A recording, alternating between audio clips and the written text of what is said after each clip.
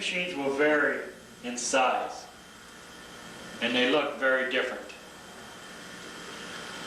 Some are smaller, some are larger, some are heavier, and some are lighter. You'll have an 8 wrap, a 10 wrap, and even beyond that. Your liners, your shader, and even a magnum. The basic workings of the tattoo machine are as follows. This one, for example.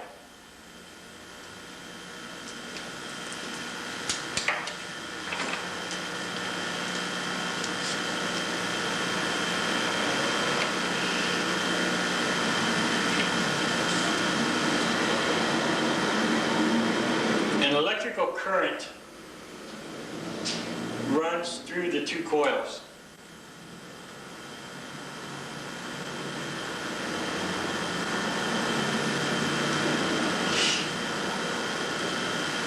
The coils then become magnetized. And as the coils become magnetized, they pull on the armature bar.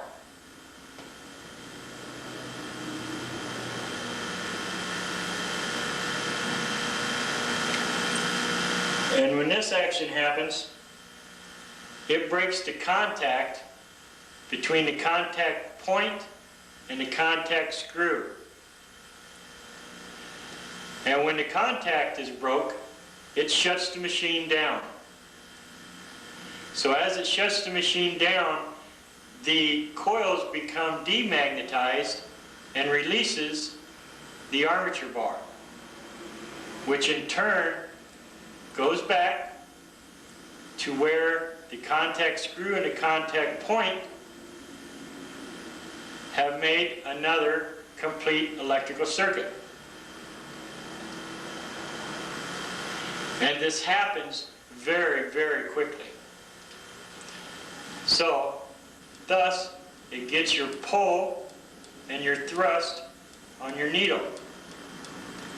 Now this happens so quickly, all you hear is a buzz.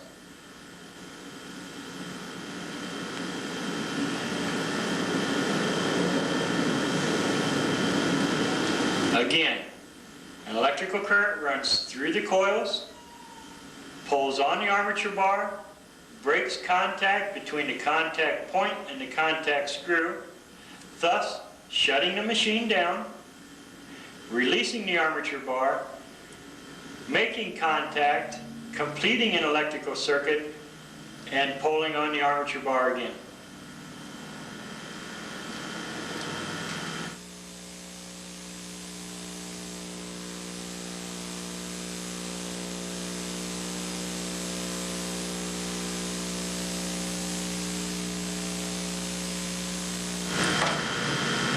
You have your needle tube, your needle bar, your machine frame. This is your needle bar clasp that tightens down and holds the tube in place. This is a capacitor. Your armature bar grommet, contact screw,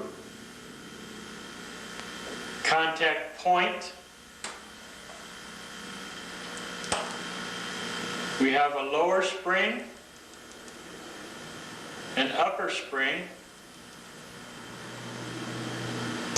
a locking screw that locks your contact screw in place as to keep it from vibrating and loosening and shutting your machine down. We have a binding post, and then we have your clip cord attachments being a post and then to the frame itself.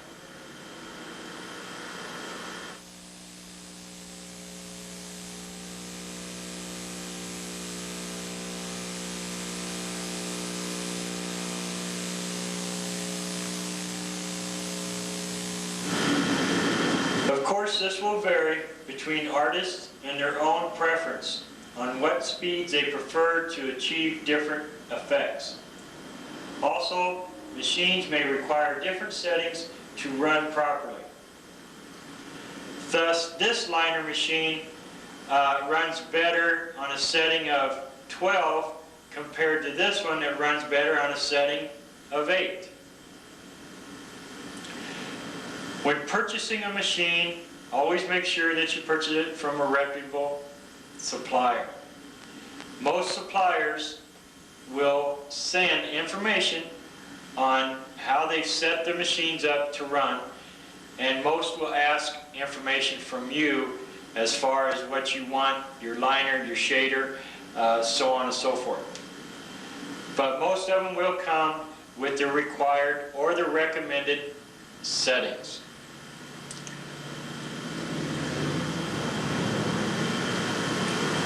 Adjust accordingly or by any manufacturer's suggestions. Most of this comes with practice and getting to know your tattoo machines. There is some practical knowledge that should be learned about the tattoo machine before attempting to do repairs.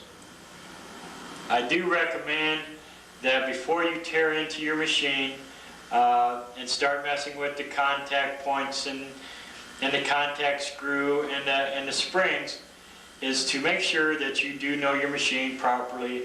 And I guess the best way is just to jump in there, but when you're first starting out, if you mess up your setting, your machine isn't going to run properly, and it's going to be very difficult for you to get it back to prime, per se.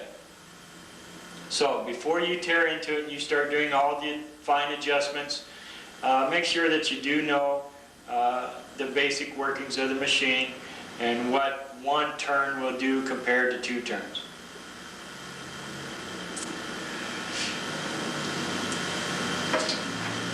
The gap between the contact point and the contact screw for a lining machine, and when I say the gap between the contact point and the contact screw,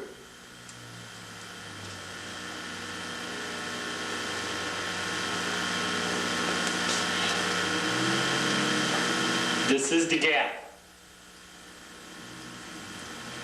Now, a normal setting or a normal gap on a liner machine should be approximately the width of a dime.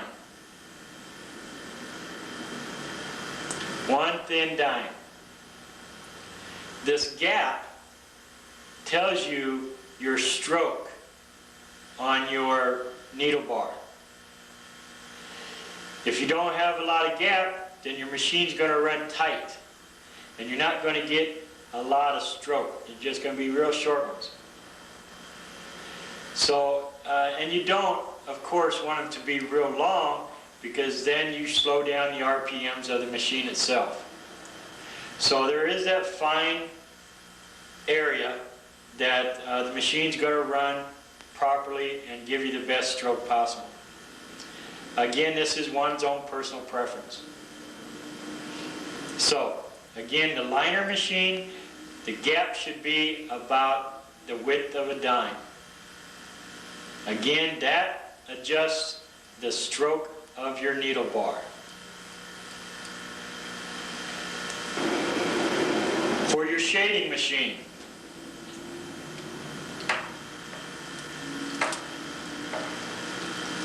again, the gap adjusts the stroke of the needle bar. And if you have this contact screw screwed out too far, then you're not going to have a very good contact between the point net, and your machine may run badly or even miss. Just like an engine, misfire because the gap's too far apart. This you want to make sure your shaders are usually ran at a slower speed.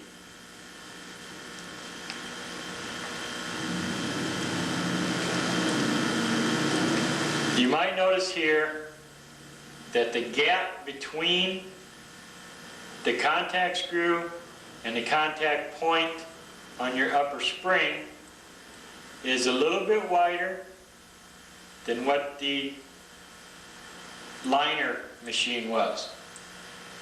On your shader, you want that to be, you want more of a deeper stroke, and you are running at a slower speed.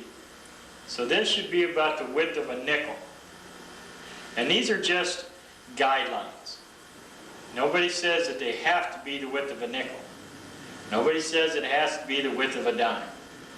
But these are just common, basic, knowledgeable tattoo trivia. Again, the width of a nickel between the contact point and the contact screw.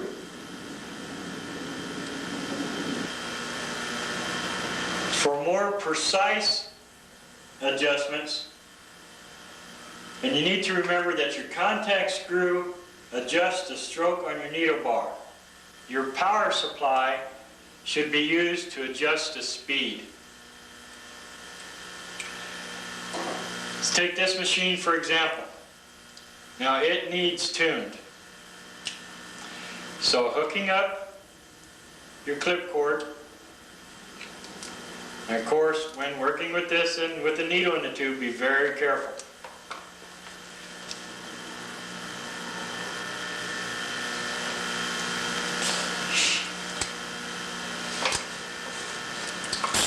The machine, and I will be talking a little louder over the noise of the machine.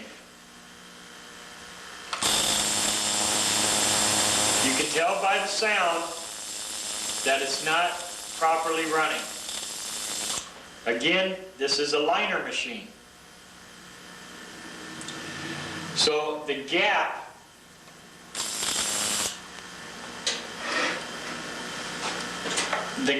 between the contact screw and the contact point is way too much. You can see there that's way over the size of a nickel.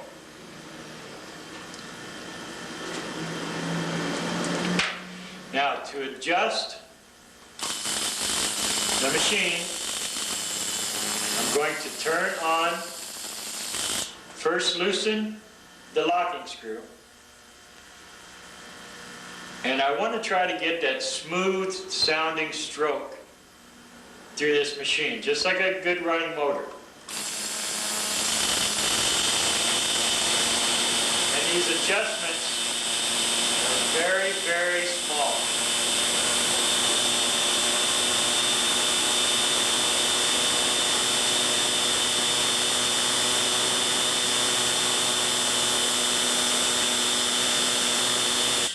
Now that sounds pretty good, it sounds strong, and it sounds smooth. So be sure to tighten your locking screw to keep the contact screw from vibrating out.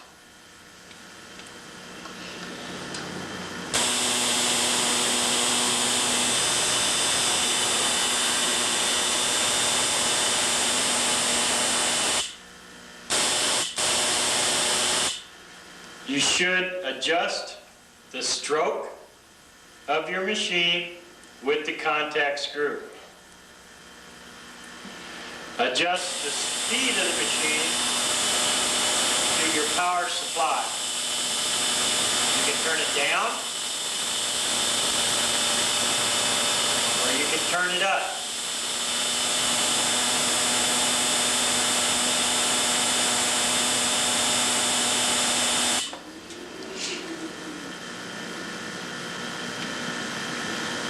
Always remember that you need a good stroke for proper penetration of the needle through the skin. If you have very little stroke, you're not going to get proper penetration.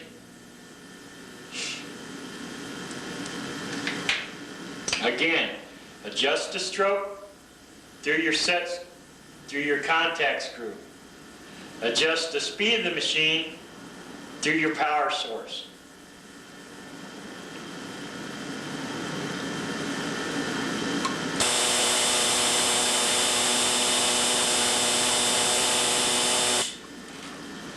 is one thing that I wanted to show you today, and that's a little trick. You can measure your stroke. I want you to notice the black on the grommet.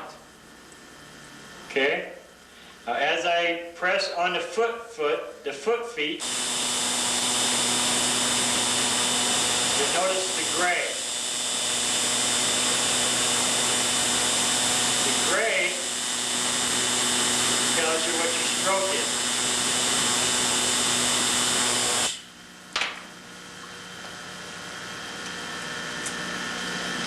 As you adjust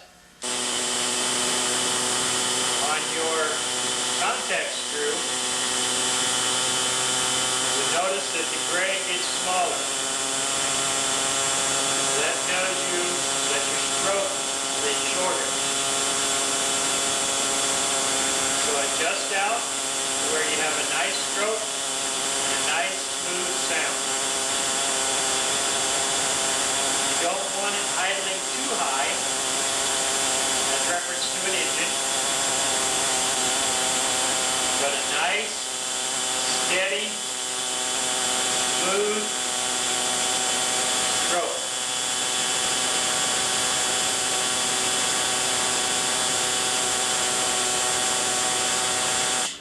When you achieve that, tighten your set screw to prevent the contact screw from vibrating out. In time, you will learn what works well for you in your own personal machines.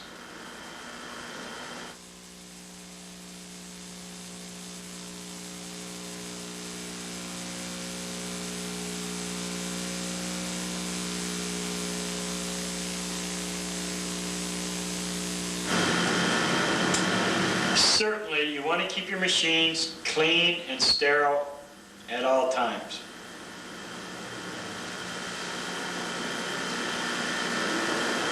Other than that, there's not really a lot of maintenance involved other than cleaning and keeping them in a proper storage container when not in use. But a few things you might look for and watch for is certainly the performance of your machine.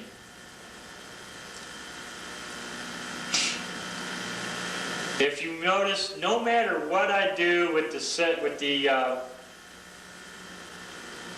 contact screw, the machine just still doesn't run right.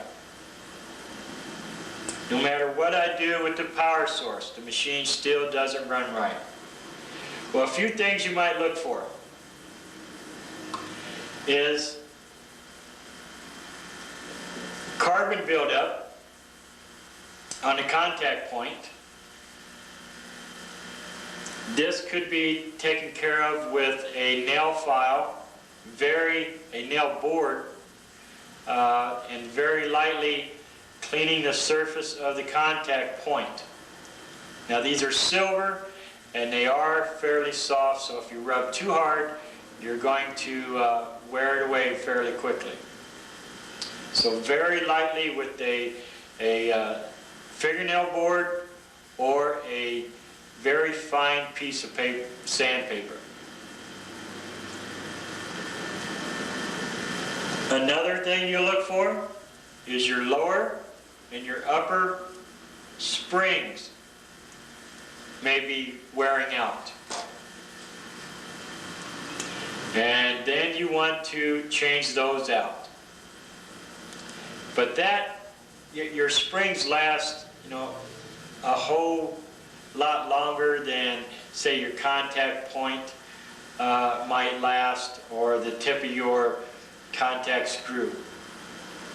So it's not too often or very often that they do wear out, but they do occasionally, and they do need replaced. Make sure all your wires and your solder points are intact. Make sure that your contact screw is contacting the contact point and your spring.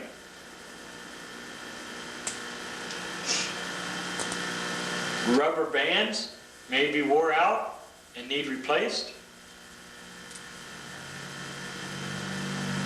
Make sure that all screws and binding posts are properly tightened and in place. Another little thing that happens is people put the needle bar on backwards or upside down to where the needle is higher than what the bar is, and it should be flipped. The crease of your needle bar should always run to the right of you. The opening of the needle bar, right there, should always run to the right of you. Make sure that your needle bar is lined up properly with the needle tube. If this is off, then it can drag and scrape along the side of the tube. And in that case, your needle point is going to be off down at your needle tip. So if it's your liner, big trouble.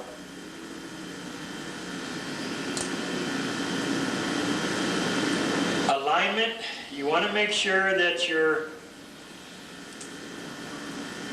contact screw is aligned well with your contact point, as well as your armature bar should be aligned with the springs. If your springs are off and your armature bar is one way, then you're not going to have good contact and you're not going to have good stroke because everything else is off. So make sure that everything runs parallel and is centered throughout. Centered in the spring, centered on the coils, centered through the tube.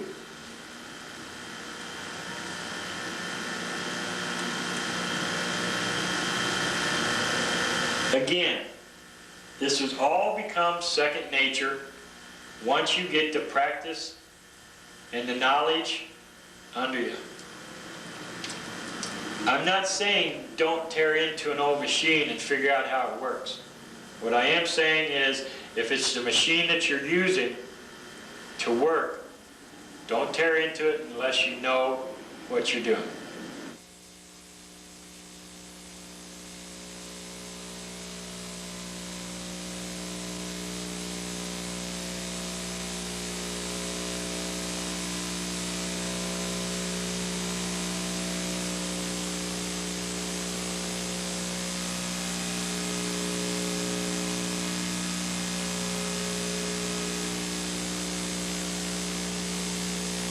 For your safety and your client's safety, I recommend that you always wear surgical gloves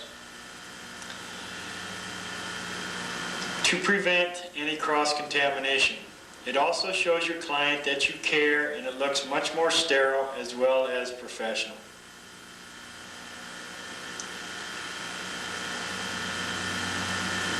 You want to always make sure that your tattoo field is clean and sterile. Your tattooing field being your countertops, your trays, your chair, anything that you may come in contact with during the tattooing procedure.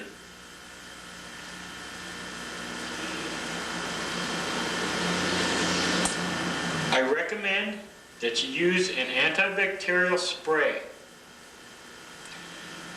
Before you start any tattooing, clean your countertops, clean your bottles, wipe your chair down.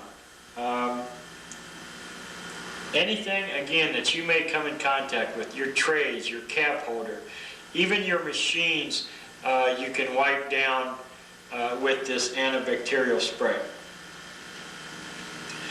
Now, safety again, to prevent any cross-contaminations, your spray bottles should be bagged. your alcohol and your antibacterial soap mix should be bagged and disposed of immediately after each use.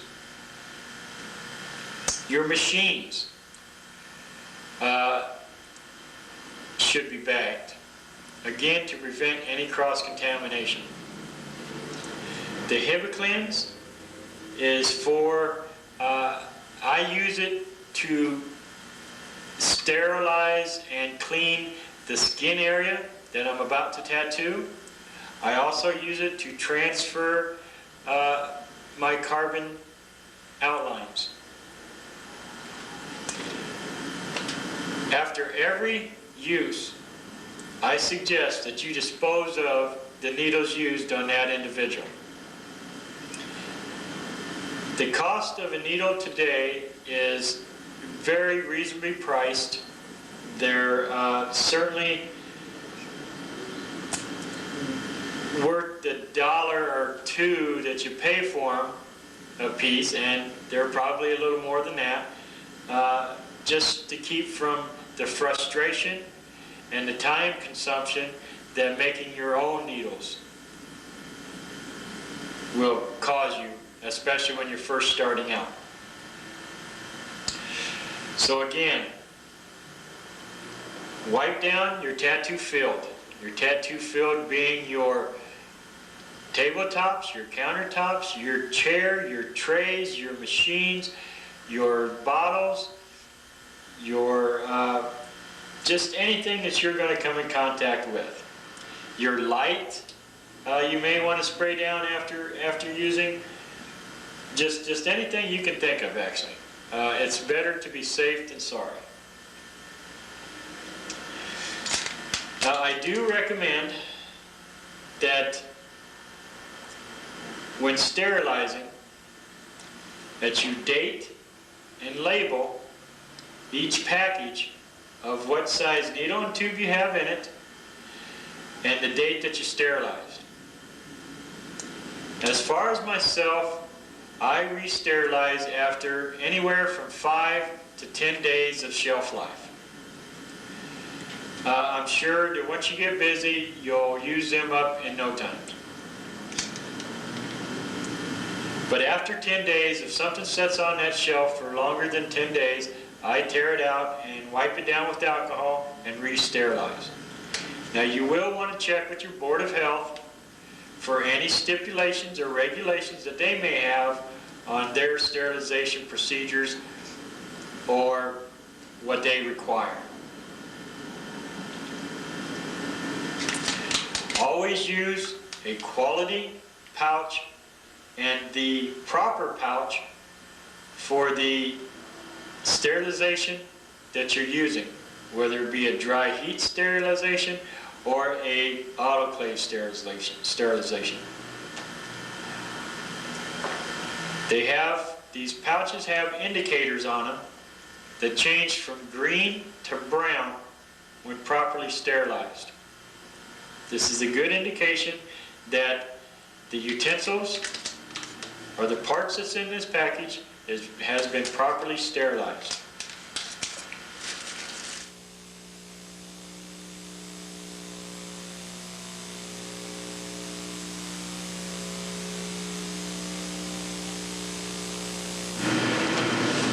This is an autoclave, and if you are not using one of these for your sterilization procedures, then I believe you are taking too much of a risk. Again, the proper pouches for the proper equipment. There are other pouches, tubing is what it's called, for the dry heat sterilization. Dry heat is extreme heat, as in an oven.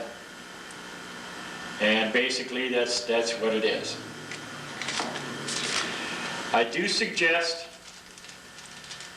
that you buy and purchase pre-made needles. Again, these pre-made needles, $2 or $3 a piece, included in the cost of their tattoo. Is much more, it's worth that little bit of money for safety, and quality work, as well as the frustration and the time consumption that making your own is going to occupy, believe me. And if you're just starting out, you don't want to make your own needles.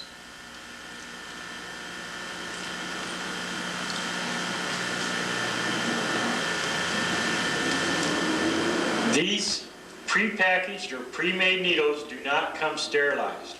So you will remove the silicone tip coverings, protective coverings off of them, wipe them down with alcohol, put them in a proper sterilization pouch with the proper tube size, label and date it, and put it into the proper sterilization equipment. The proper time for an autoclave sterilization, and this will vary from state to state and from Board of Health to Board of Health. Be sure to check with these people to make sure if they have any stipulations or regulations for their part of the country. But usually 350 degrees at 25 to 30 minutes is more than enough to sterilize and sterilize safely. Again, an autoclave is sterilization under steam and pressure. This dial here is the temperature, and it also tells you the pounds of pressure that's in it. So again, it's sterilization under steam and pressure. Somewhat of a double whammy as far as killing any bacteria or infectious type microbes that might be in there. Again, if you're not using this type of equipment, you're taking too much of a chance. One other thing I might mention before moving on is whenever you remove a tube and needle from a package, or even before you package them to sterilize, be sure to check the needle points for any damage, whether it be dullness, barbed or bent needle points. If there is any sign of any damage, discard it immediately in a proper sharps container.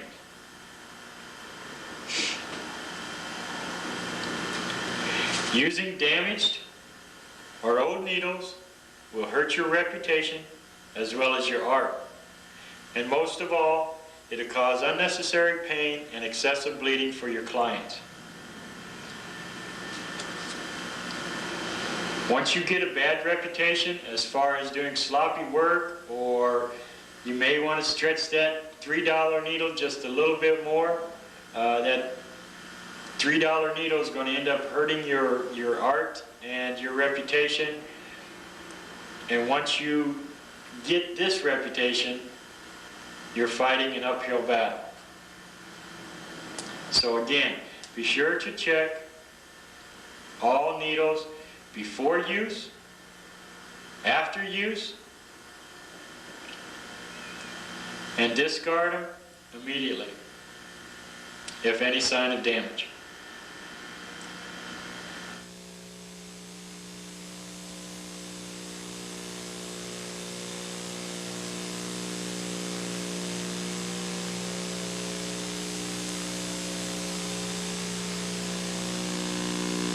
Well, this will depend on the person receiving the tattoo and exactly where on the body the tattoo is being placed. Certain parts of your body will have thicker skin than another part of your body. For example, the skin on your arms are thicker than the skin on your chest. The skin on your legs is thicker than the skin on your lower back. Again, it depends on where you place it at the body. What you're looking at now is a schematic of the skin. The epidermis layer and the dermis layer. Now, to get a tattoo to be permanent, that's going to be anywhere from 1/16 to 1/8 of an inch. 1/8 of an inch being on the deep side. This should be sufficient to penetrate the epidermis layer.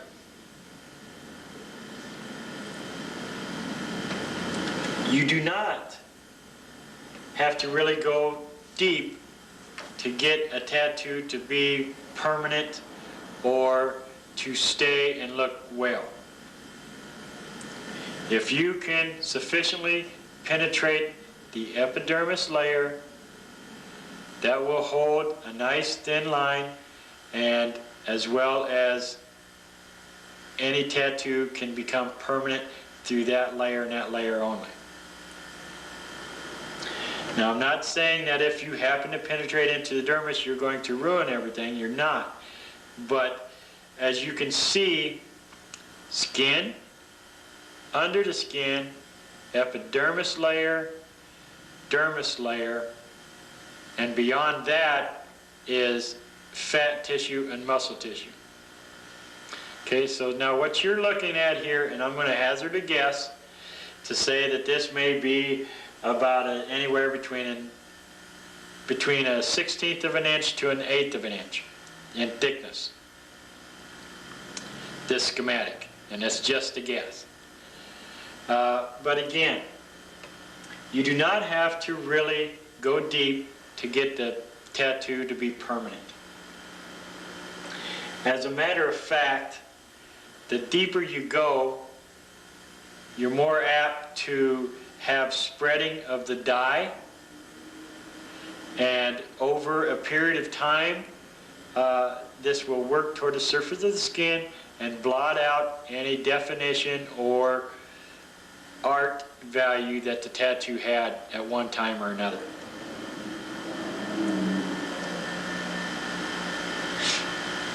Again, the best way I can tell you is to assume that this is the tattoo needle. And you're penetrating the epidermis layer. That's sufficient to hold that ink nice and tight. Now, as you go and you penetrate the dermis layer and maybe even a little further, I want you to notice the consistency of the tissue. Now, as you go through the skin layer and then below the skin layer, you get into the softer epidermis layer, and then you get into the dermis layer.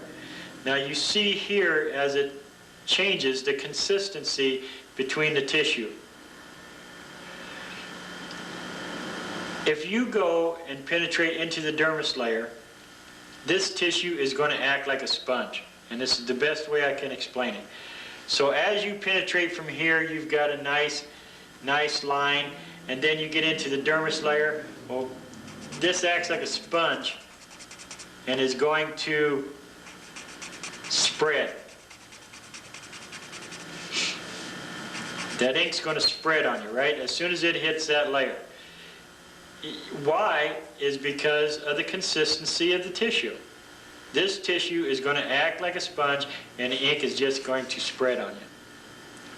Now, over the years, as your skin heals and is being replaced and flakes off and regenerates, well, this spreading tends to come toward the surface of the skin, toward the surface again, and pretty soon you're getting what your grandpa's tattoo looked like, which is something that you really can't distinguish what it is anymore, because of the spreading of the ink has worked its way toward the surface of the skin.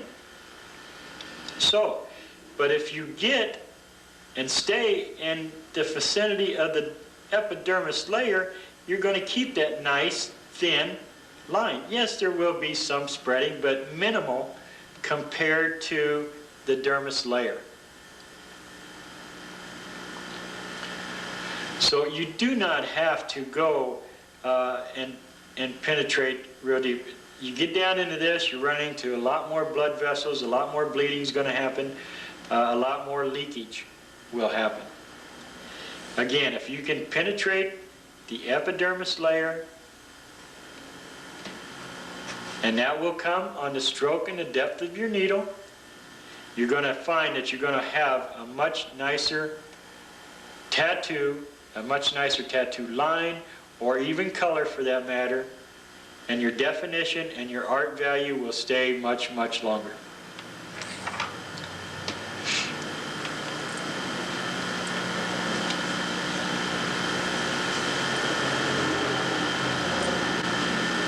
Again, just notice the condensity between the two tissue masses. Very weak condensity, a little stronger and solid. Again, your skin tissue is what holds all this other tissue inside. This is our armor, per se, what little bit there is. And this tissue holds this tissue in place.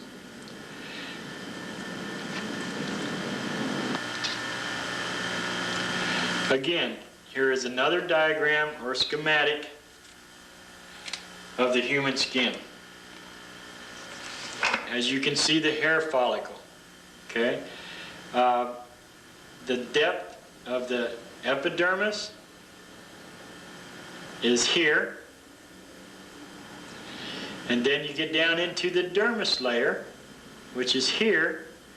And then this is the fat tissue, which again holds a lot more vessels and veins. And this is going to increase your bleeding toward the surface of the skin. So a tattoo doesn't have to bleed a lot to be good or permanent. As a matter of fact, very little bleeding in most cases is normal in today's art. This being because everything is done with such a finesse and a fine line and an artistic value instead of pack it in and get them out sort of thing. This diagram I wanted to show you again the depth that you really have to penetrate to get the tattoo permanent, and the depth that a lot of people, I shouldn't say a lot of people, but some people penetrate, which is much more than you actually have to.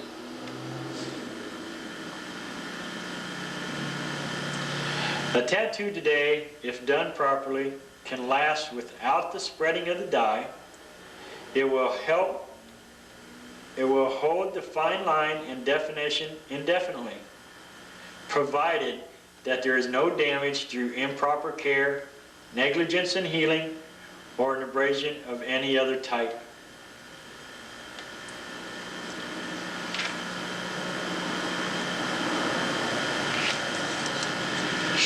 One more time.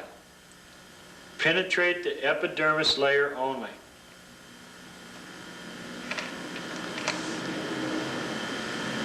Very little bleeding, still holding a very permanent line. Penetrate the epidermis layer, the dermis layer, and into the fat tissue. You're going to increase your bleeding as well as more scar tissue. Because as you go into the dermis layer, you're damaging a lot more tissue. So, common sense says if you're damaging more tissue, then you're going to have more chance of infection as well as scarring. But if you penetrate the epidermis layer, then you're going to hold that nice fine line, less and less bleeding. It's going to heal a lot quicker because you're only penetrating this far instead of this far. It's just much better all the way around if you don't try to pile drive it or drill for oil, so to speak. So again, you don't have to go deep to make the tattoo permanent or to make the tattoo good.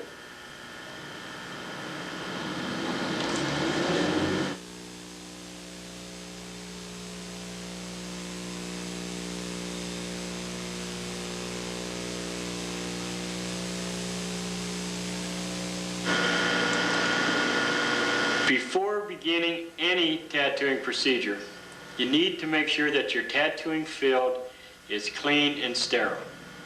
I cannot emphasize enough stress on this part of the tattooing operation. You need to prevent any cross-contamination. If at any time that a client of yours gets infection from the neglect on your part of either not using clean or sterile needles or tubes, or just a dirty operation, then you're not going to do the business any good, and you're certainly not going to do your reputation any good.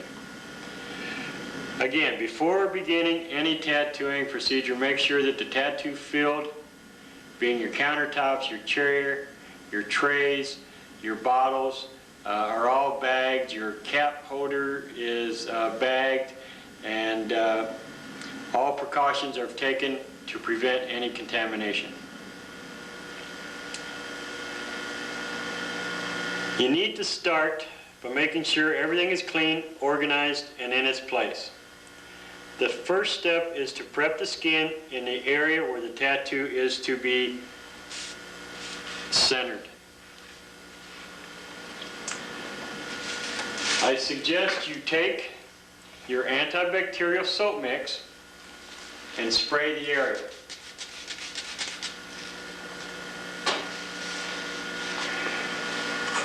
With a single-use disposable razor, remove any hair follicles that may be in the area that is to be tattooed. And I suggest that you go at least a couple inches on either side of the design that is to be transferred, as to eliminate any obstruction that may occur during the tattooing procedure.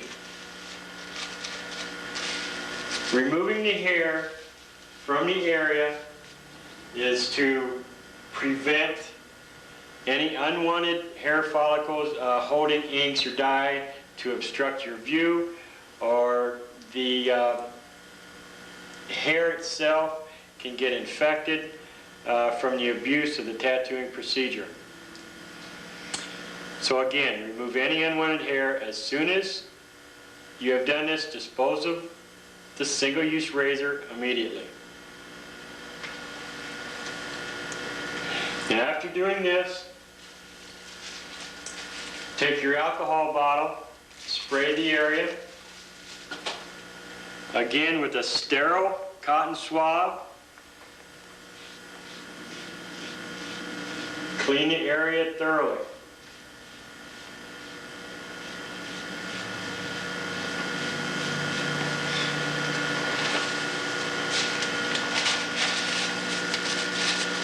Fan the area dry.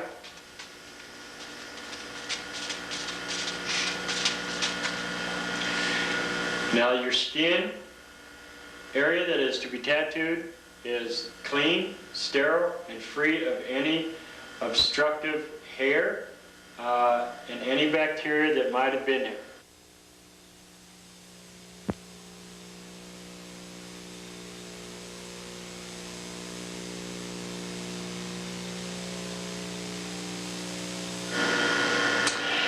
After sterilizing the skin in the area that the tattoo is to be performed,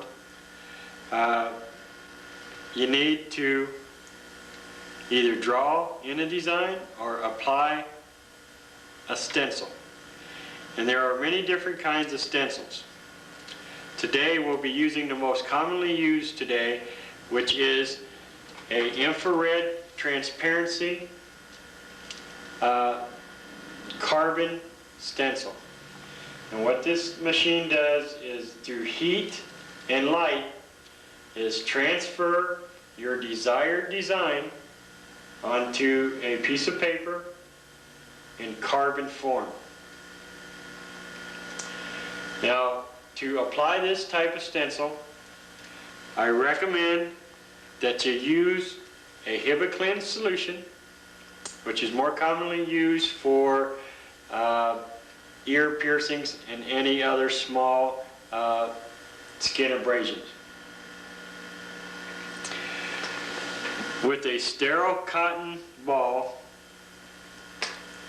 apply a liberal amount of solution covering an area that is larger than the design being transferred.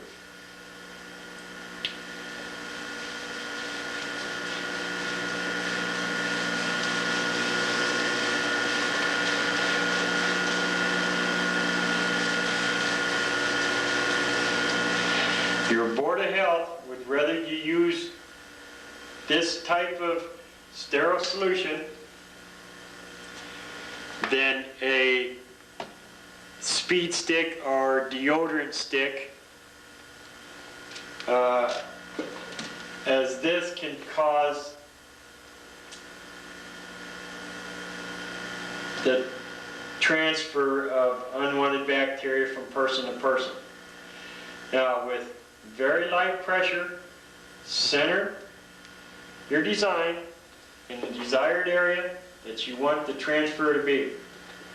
With light pressure, hold it for several seconds, 20 to 30, and you always want to make sure that the design is centered in the area to be applied. You don't want it off to the left, you don't want it off to the right. You want to make sure that it is centered.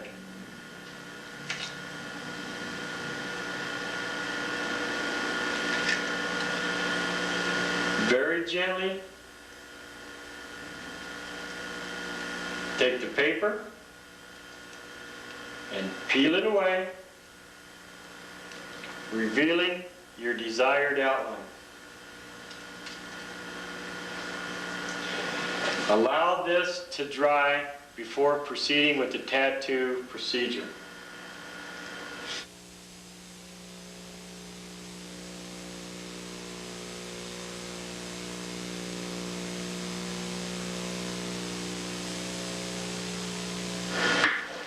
When tattooing any design, you need to keep the skin tight and taut as to allow proper penetration of the needle.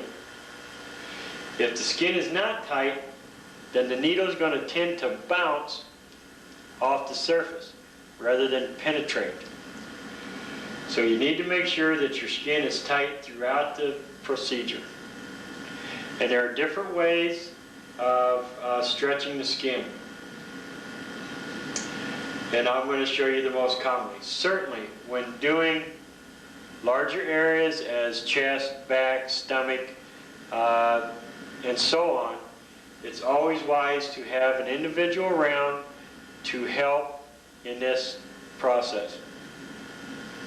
A husband, a wife, apprentice, or just their husband or wife. Get them involved. You need to keep the skin tight at all times. Now, the most commonly used stretching technique is bringing your hand to the back side of the area that is to be tattooed with your thumb and your forefingers, grab and pull together, keeping that skin tight. Another one is that you're going to find that you're going to be doing a lot with is between your thumb and your forefinger. Taking your finger on one side, your thumb on the other, and stretching. And then working in between the two, wherever that may be. Another one is your thumb and pulling down, pulling left, pulling right, pushing up, again pulling down. You have to keep the skin tight, and so whatever way it may call for, you need to keep the skin tight to allow proper penetration.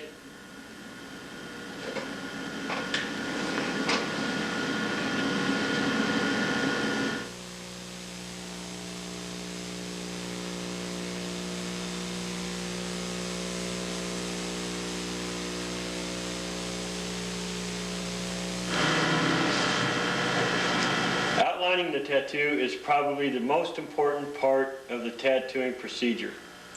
Good lining leads to good tattooing.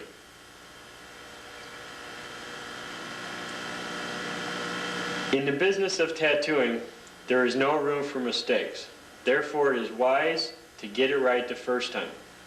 As in life, you will have your good days and your bad days. A word of advice: if for some reason you don't feel like tattooing, don't. Take the day off. All your concentration needs to be on tattooing. Try to leave your other problems aside. Also, when outlining the tattoo, you need to be very careful as not to let your machine run out of dye, as this will cause you to do a dark line into a very light line. This increases your chances of double lining because you have to go back and darken in the line to get it even. Be very careful when dipping your machine into the cap of dye, as if you hit the sides of the cap or the bottom of the cap, this is going to damage the needle tip and damage your tattooing right from the start. So be very careful and inspect your needles and needle tips periodically for any damage.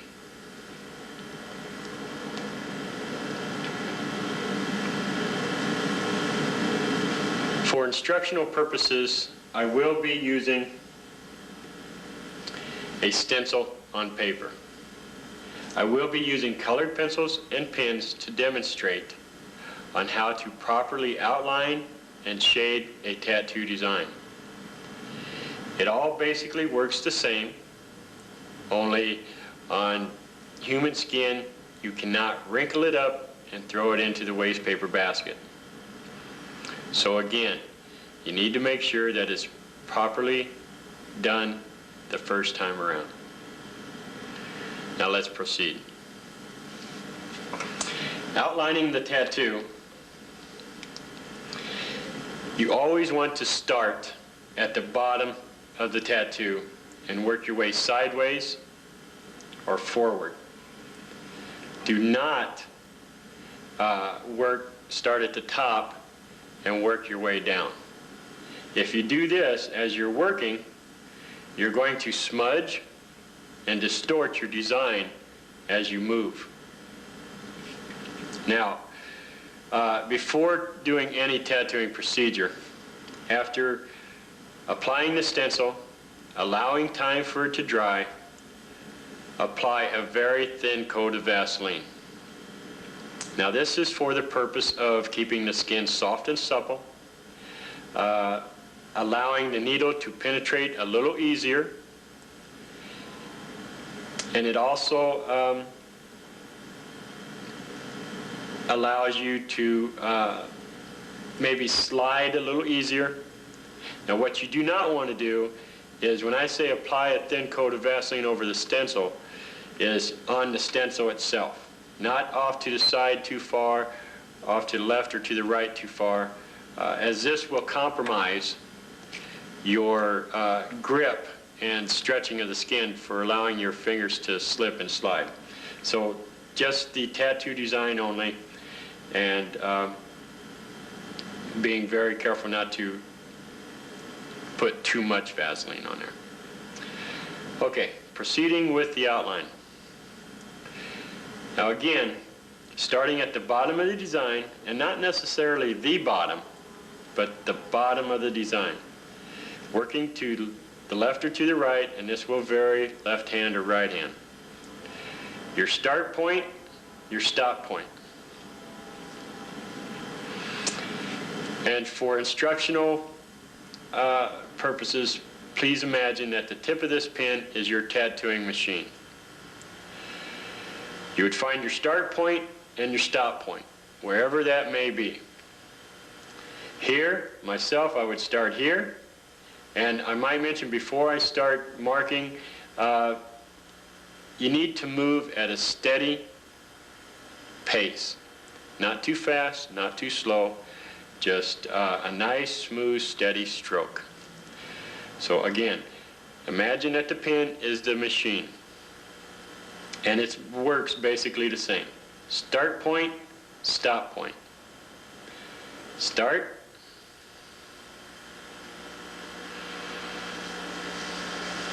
Stop. Start.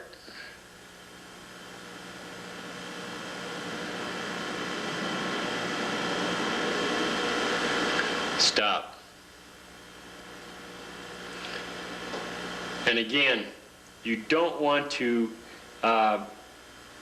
stop in between your start points and your stop points, as it's going to make it very difficult to match the lines again.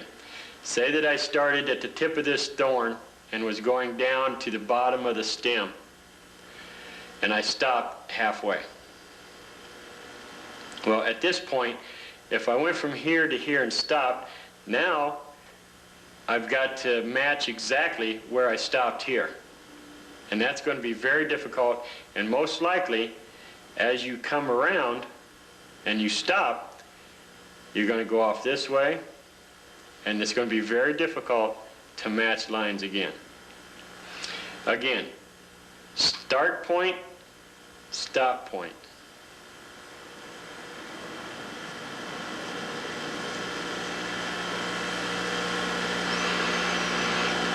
Start, stop. And again, it's very important not to stop and allow your machine to run, as this is going to cause puddling. If you start and stop and keep your machine running at that point, well, what do you get? You get these puddles. And if you start and you let your machine run before, again, you're going to get these puddles. So when you start, let your machine, before touching the skin, let your machine run. And as soon as you touch that skin, you be ready to go from your start point to your stop point. Again, start, stop, start, stop.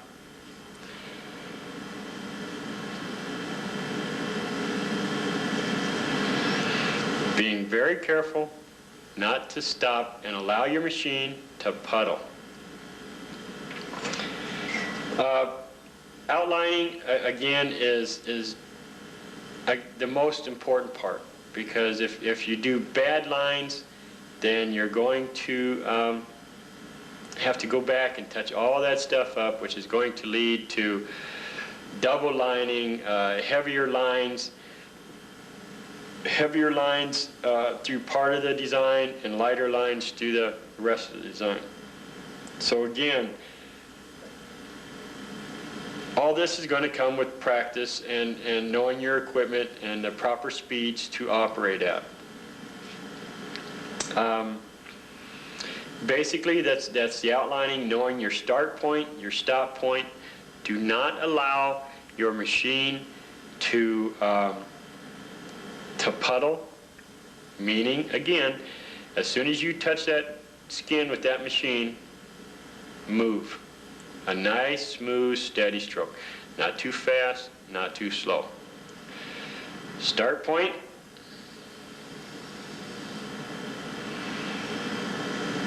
Stop point.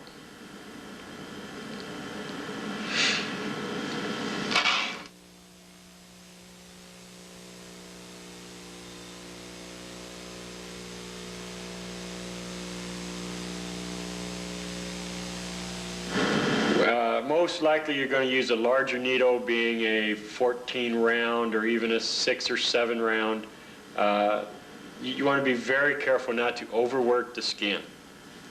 And a proper way to pack in color is using very,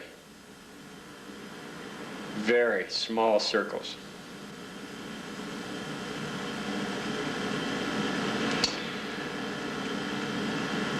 And again, this is the point of your machine.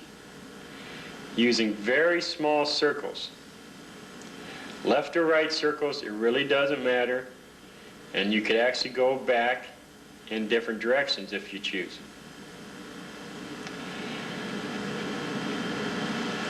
Very, very small circles. Now, as you look at this design, you think, wow, that's an awful large area to color. And yes, it is. And most likely, if we was tattooing this on an individual, it would be smaller than this. But for taping purposes, I've enlarged it, and for instructional purposes, the design is larger than normal. But the aspect of filling in and coloring in and packing in is basically work the same. Very, very small circles. And I'll try to get you to... And when coloring large areas, take and cut it off in small increments, little small squares. And finish an area and move on. Cut you out another square. Very small circles.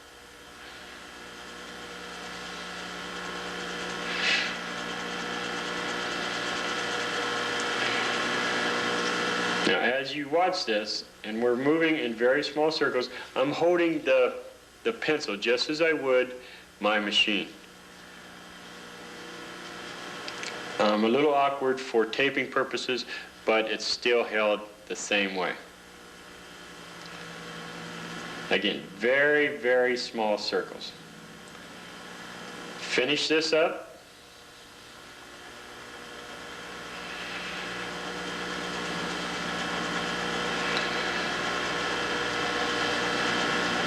And move on.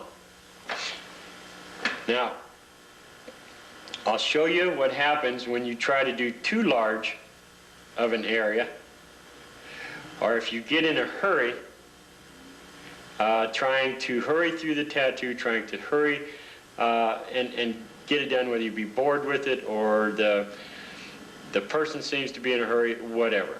You know, don't ever get in a hurry when doing a tattoo. Take your time, and remember that this is your reputation at stake. So now you're using a 14 needle round, and you're trying to hurry, and you're using maybe a little bit bigger strokes or circles than you would. Well, what are you going to get? Just like I showed you here, light coloring. You're going to have open skin areas all through the colored pattern. You do not, and this is going to lead to you going back and doing it some more. Still with the big circles, not using the small tight circles. Yeah, you're getting it in, and yeah, it's getting better, but guess what?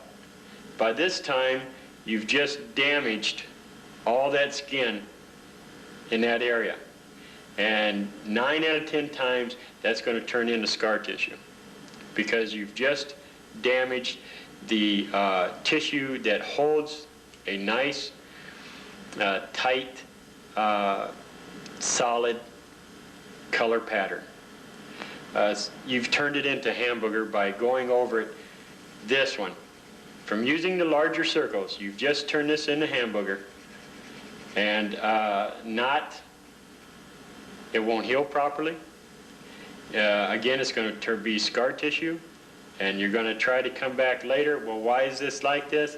And you're going to try to color it in again, and scar tissue is never going to hold the ink or dye as a good, solid, healthy tissue will. It's going to bleed more. It's going to be a heck of a lot more sensitive, and the client's going to be reluctant to have you do any more work because of this. Now, again, using very tight circles. It may take a little longer, but you're going to notice that the colors are going in, the skin is receiving it much, much better. And I might mention through this, you're working these very tight circles. You're working these very tight circles.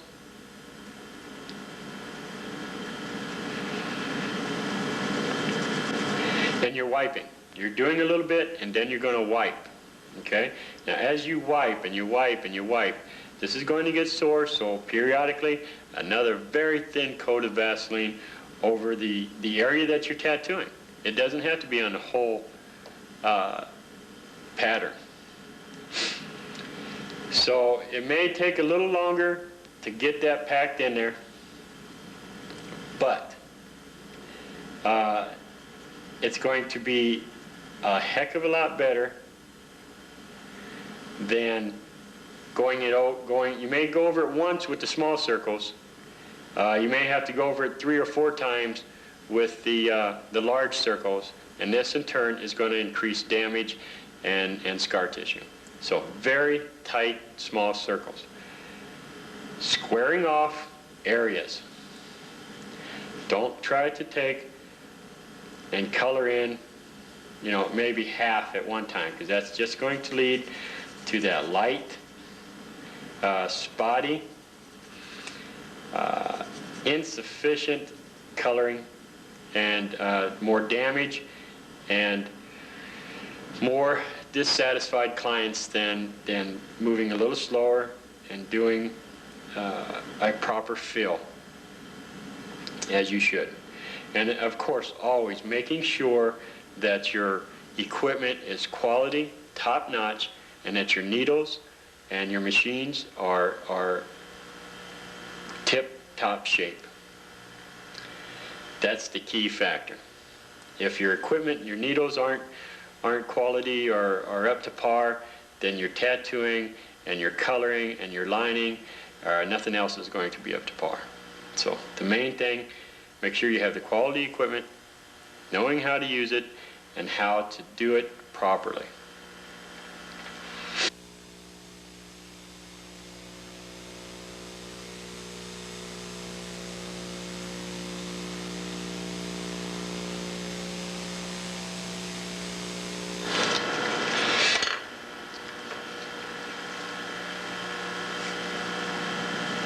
Again, working this pencil as if it was my shader or my liner.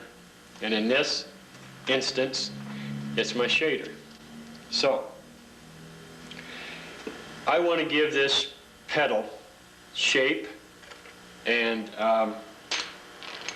definition. I want to make that petal look as real as possible. Okay, first off, I wouldn't try to color it solid. As I look at a flower, I know there's shine parts on it. I know there's lighter parts compared to darker parts. I know that there's shadows and depth throughout the flower itself. So, acting as if this is my tattoo machine. Again, my bridges. I'm holding it just as I would, and probably in the length that the tip might be. So at this point, I'm going to go in a directional flow. And I'll try to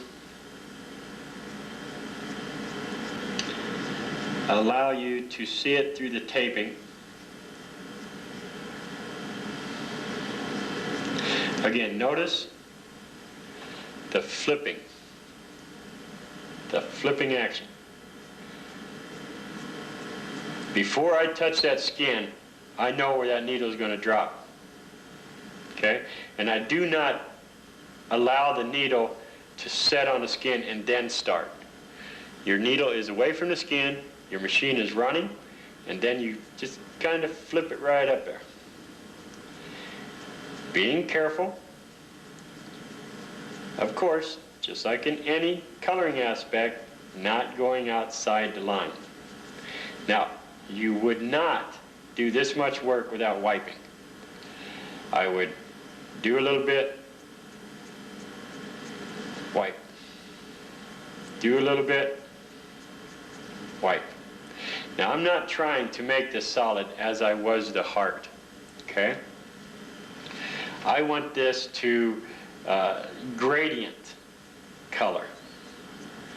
I want this to be light so I can go back and darken the edges to the proper tones. Once I go too dark, I can't go back. So it's best when doing this type of shading and coloring to do it in a light form, and then you can always go back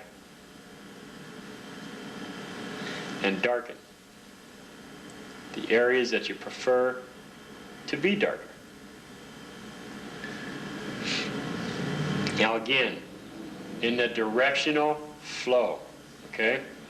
The directional. We know that this flower, this petal is running this way, that it's dropping down. And we know that this end is flowing up. So in whatever direction that these petals are going, try to work in that direction. That's what's going to give you shape, definition, and the artistic depth, if that's the word I'm looking for. Okay, now as you've worked up, now you want to go into here and work down.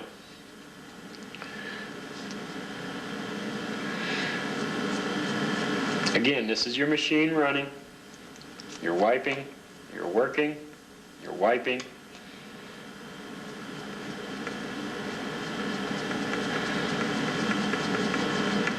Wiping.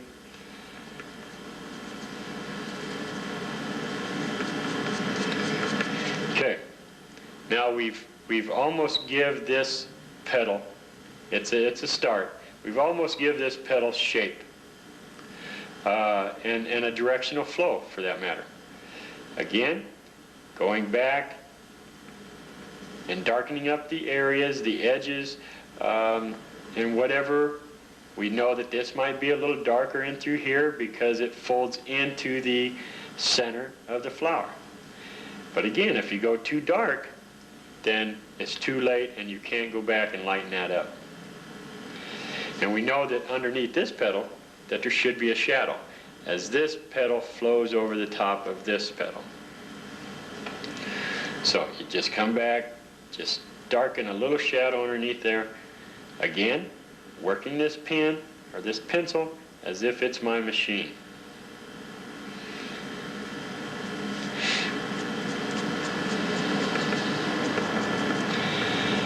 And you do not have to, as you do with a pencil, you might press a little harder.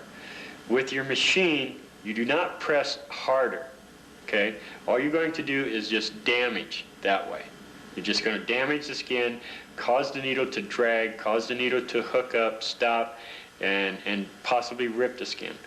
So with your point and with your needle, to darken, you're continuously going over the same area. Again, being very aware not to overwork the skin.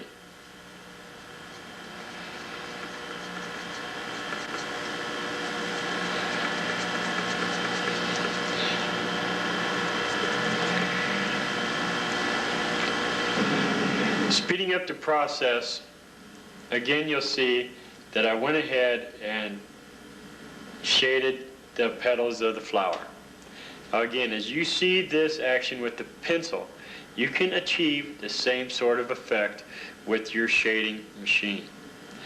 Again, starting out lightly, working in the directional flow from edge, flipping and lightly lifting as you work it. Going back, darkening in the areas that need to be darker for shadows and depth of the tattoo.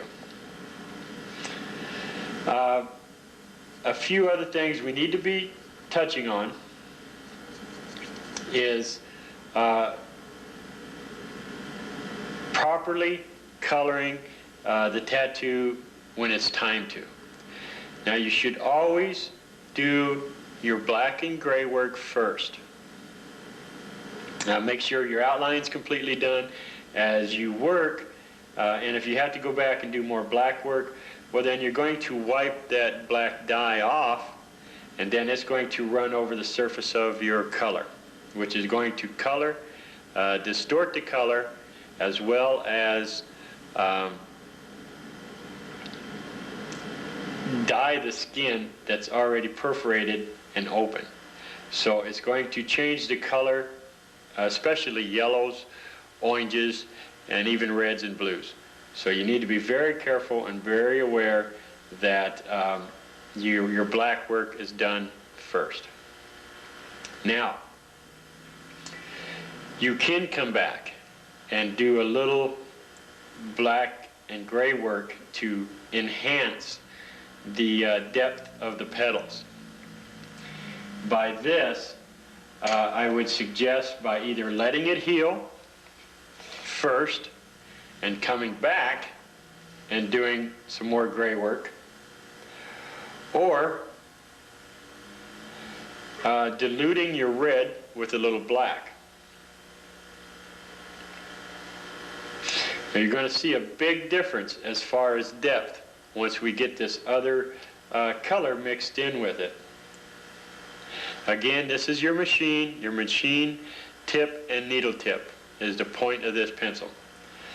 So being very careful and still working in the directional flow. Think where them shadows would be. Think where the 3D effect should come into play.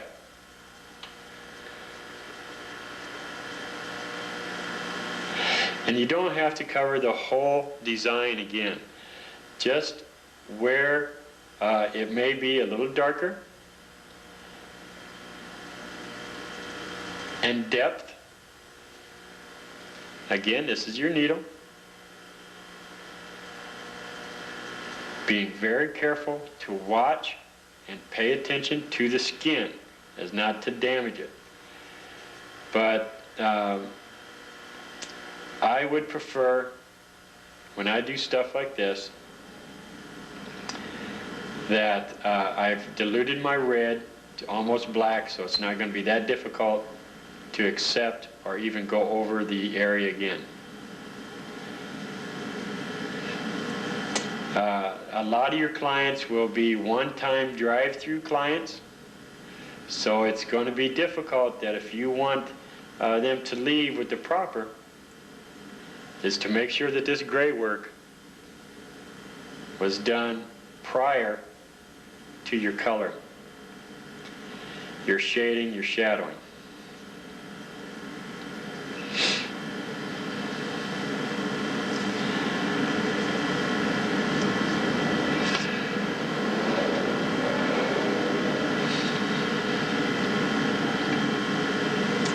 That is basically your shading and shadowing technique.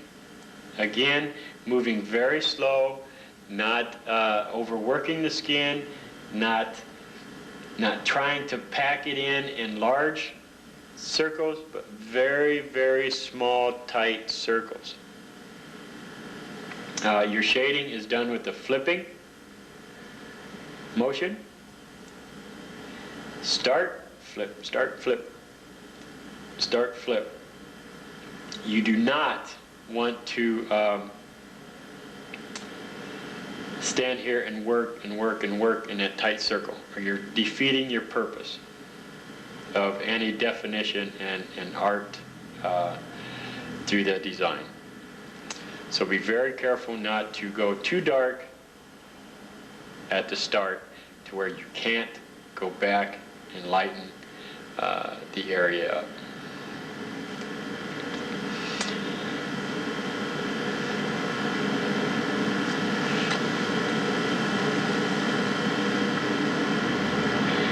Now let's review. One thing that I didn't touch on that I should have is your start point, your stop point. You want to be very careful as not to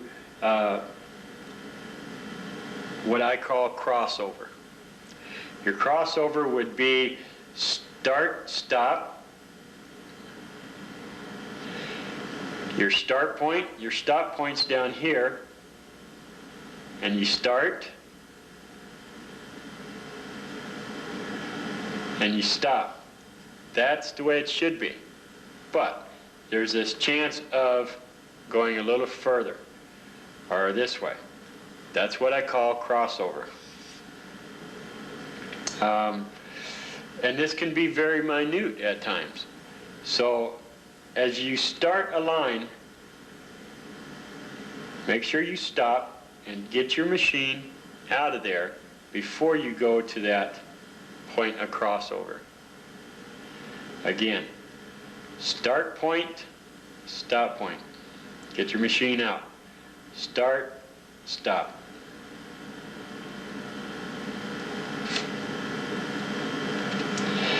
Again, double lining is going to lead to when you have to go back and darken in a line because it's too light.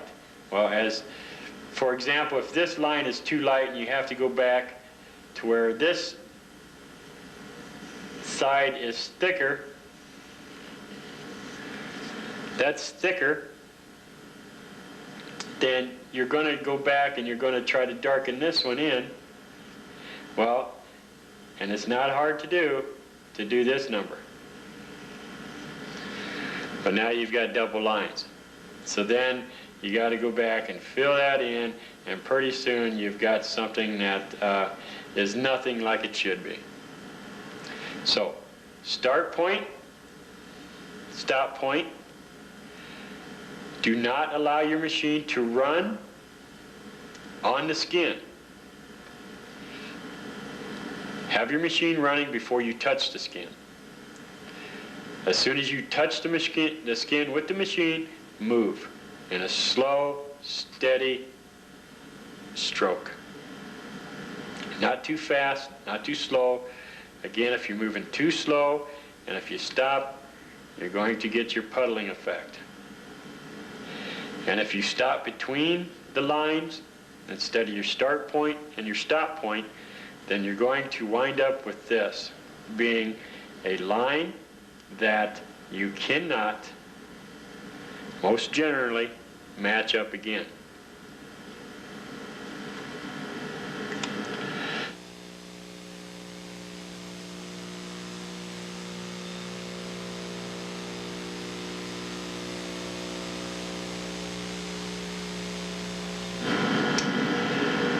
After finishing the final steps of the tattoo, clean the tattoo thoroughly with your antibacterial soap mix. After that, I recommend that you spray the tattoo with a little alcohol. Now this will sting, and but it's very important to kill any bacteria or germs that may have been left behind. Pat the area dry with a paper towel and apply a very thin coat of ointment. Now, a proper tattoo will not bleed excessively. A proper tattoo does not have to have big, thick scabs on it. A proper tattoo, a good tattoo, bleeds minimally, and if properly taken care of, bandaging can come off in a few hours or less. Apply a very thin coat of ointment. You do not need a large amount. Adhere a good quality non-stick gauze bandage. Now most likely as soon as they walk out the door they're ripping it off and throwing it away. Hopefully they don't. And when they do, they dispose of it properly. But for your sake, for your own conscience, bandage them up with a good quality bandage when they walk out the door. This will keep it from sticking to the tattoo. It will look professional as they walk out the door, and they'll know that you cared enough to put a quality bandage on them instead of just some piece of paper towel.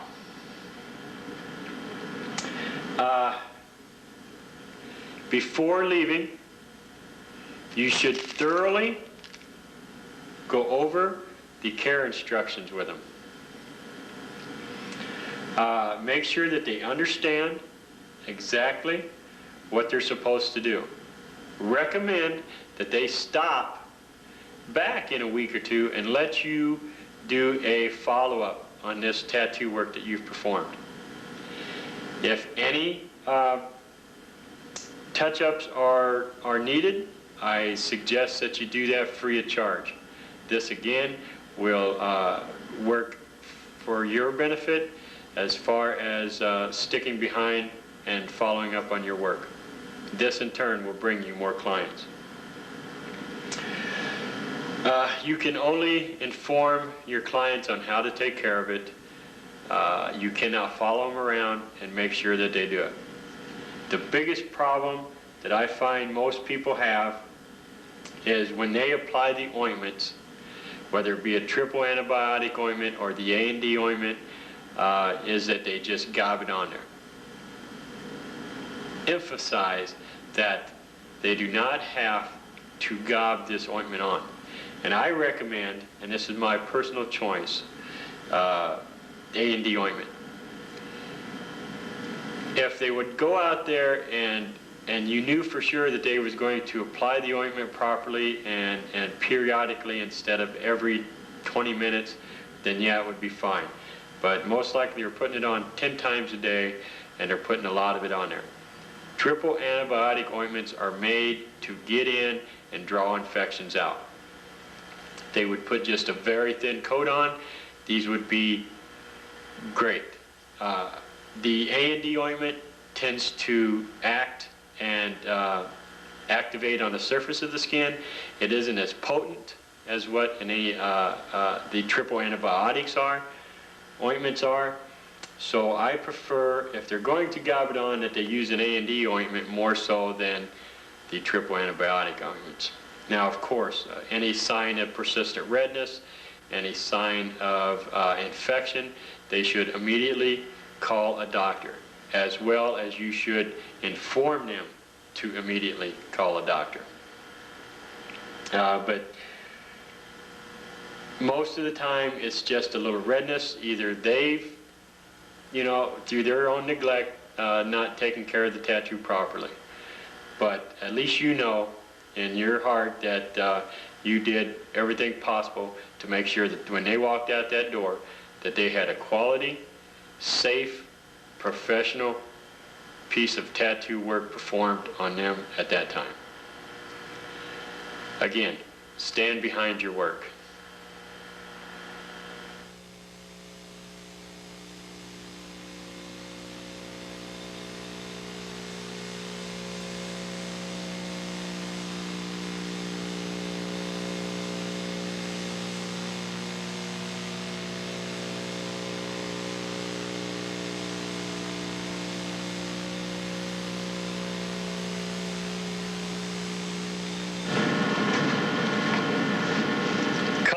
stay. First of all, you want to make sure that you have the best die that money can buy. There are all kinds of dies on the market today. Some great, some not so great. Check around and see what you prefer. Always buy from a reputable dealer. Some colors are harder to get to stay in than others. For example, yellow is a hard color since it fades faster than most colors. White is another color that is hard to get to stay, as well as getting it even. Always make sure that the skin is tight when tattooing colors. Check the dye, since it could be too thick or too thin. Most dyes, you're looking for the consistency of oil. Imagine the thickness of car oil and have your tattoo dye about the same. And this will vary from product to product. If the dye dries out fast, it's too thick. If the dye is clear and really runny, it's too thin. If you think the dye is too thin, then you might want to leave the cap off the ink bottle for a period of time so that the alcohol can evaporate. In time, the dye will become thicker. In the case that you think the dye is too thick, then you can add a little alcohol, or whatever the manufacturer may suggest that you use for thickening or thinning. One's idea of thickness will not be the same as others. With time, you will learn what's best for you. If the dye is not the problem, you might want to look at the tattoo machine settings. Adjust the stroke or the speed. Next, check to see if your needle is dull, bent, or barbed. If the needle is damaged in any way, then dispose of it properly. I recommend to use new needles on every client. There is always a chance that you may run across a bad or bent needle in prepackaged needles. I want you to imagine a fish hook, a very, very small fish hook. What's bad is the fish hook being pushed in, and even worse, being pulled out 1,000 times or more. That's what a barbed or bent needle can do. If at any time while you are tattooing and notice any damage to the skin area, or the dye just doesn't seem to want to go in, stop and let the tattoo heal. Always check the needles before using them. You might also want to check the skin type you are tattooing. Over time, you will find that some skin will accept the dye better than others. Now let's take a look at the causes and the remedies. The client may not take care of the tattoo properly. Before the client walks out the door, discuss the aftercare. Make sure he understands and that you even hand him written instructions before leaving the studio. They may pick at the tattoo. Again, be sure to instruct them not to pick at or force any scabbing or dead skin off of the tattoo. Dull or damaged needles may be the culprit. Inspect your needles before and during the tattooing procedure. Inferior dyes, again, make sure you have the best that money can buy, and this is one's own preference on what manufacturer or supplier may have. Improper stroke, make sure that you have the proper depth set on your needle tip. Improper speed, maybe you're going too fast or too slow. Make sure that the speed is set. And if you remember, the setting the contact screw adjusts your needle stroke. Adjusting your power supply adjusts the speed of the machine. You may be using wrong size needles for the area that is being tattooed. You may be overworking the skin. You need to make sure that you are very aware of what you're doing. Pay close attention. This person just doesn't accept well. And you'll run across this from time to time. Your springs are wore out, your upper or lower, or both. Be sure to replace and repair your machine as needed. Again, these are causes and remedies. Something you can look for. And I'm sure that if this doesn't cover it, then there's something else that needs to be taken a look at. Again, these are just basic problems that call for basic knowledge.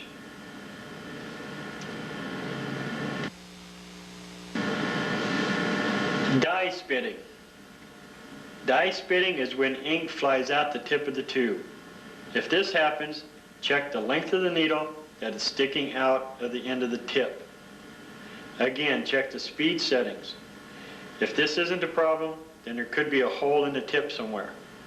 There could be what they call wobble, meaning there is space between the needle and the sidewalls.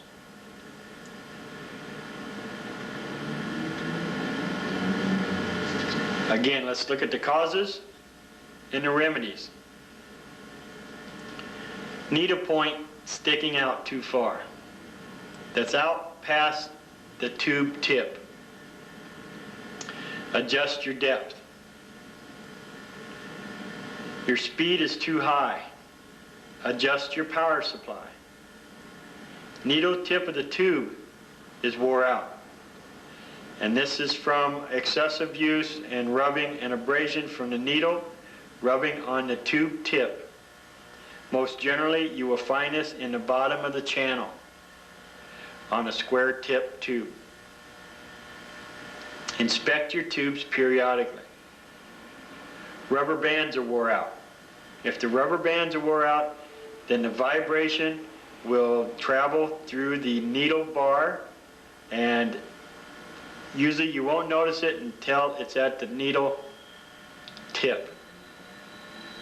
Again, replace parts as needed. Proper maintenance on your machines and tubes should be periodically done.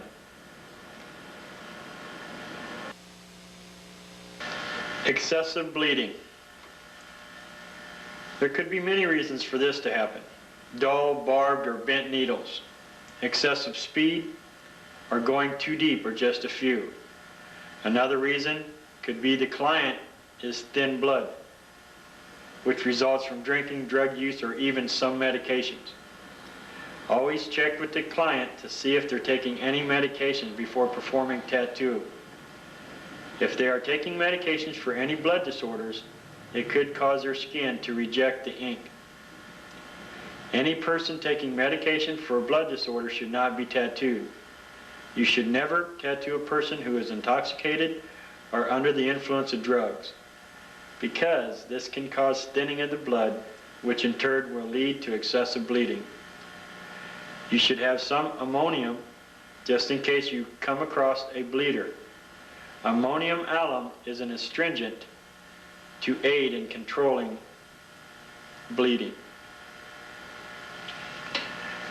Looking at the causes and the remedies.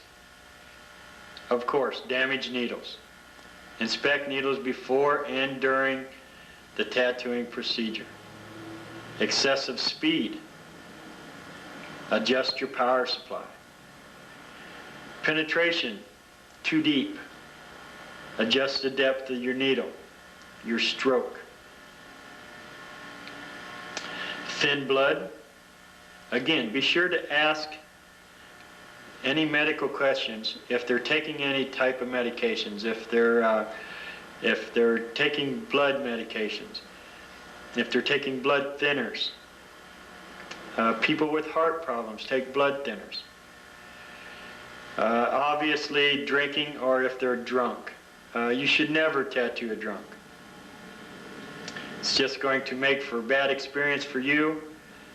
Certainly, it's not going to help your reputation or your art tattooing a drunk, because they never hold still. They're always moving. And besides that, you got to put up with the attitude. So, my suggestion, never tattoo a drunk or anybody who's under the influence of drugs. The tattoo won't heal. If a tattoo won't heal, there could be several factors involved. For instance, the client has an allergic reaction to the dye. This could be seen by noticing if the tattoo is discharging any fluid after 3 or 4 days of the tattoo being done. Also, if redness persists to remain around the edges of the tattoo, as well as soreness to the touch after 3 or 4 days. The client should be informed to see a doctor when he or she can be prescribed a stronger antibiotic ointment. If this occurs, that person should not get another tattoo. Another reason should be that the client has had staph infection at some time or another, which remains in their system. The worst possible reason may be a tattoo won't heal would be the tattooist did not properly and efficiently clean and sterilize the tubes, needles, thusly causing an infection. If it is found that the tattooist is the cause of the infection, it will be the start of his or her downfall.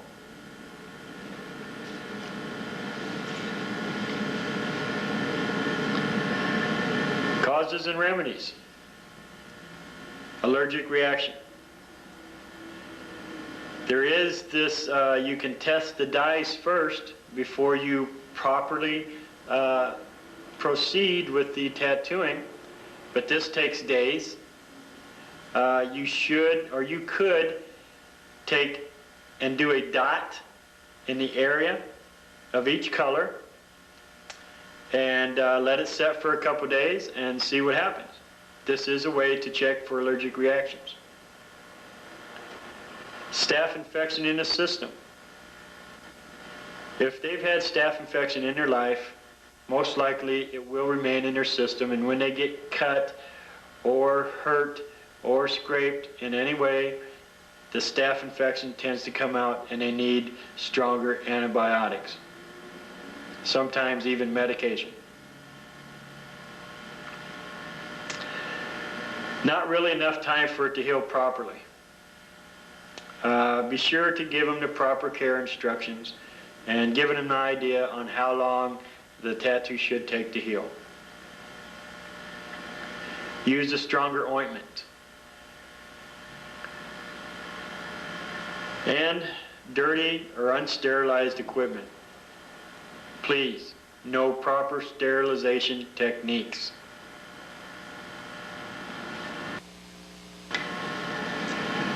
Broken lines.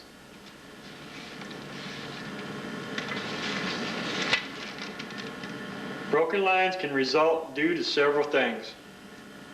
First of all, make sure the skin is kept tight. It could be dull or damaged needles.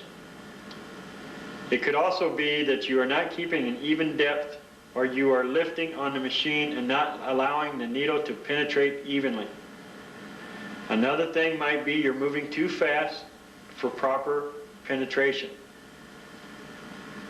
Letting your needle run out of dye can also cause broken lines. Keep your reservoir tip of your tube not necessarily full, but a reserve of dye. Causes and remedies. Damaged needles. Again, inspect your needles before and during the tattooing procedure. Skin not tight. Lifting on the machine. Smooth, steady, even movements from start point to stop point. Needle depth. Again, adjust your stroke for proper depth. You're moving too fast, moving too slow.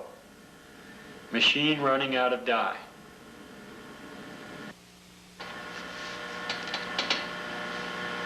Spotty lines. Usually, this results from moving too slow or even stopping between start and stop points.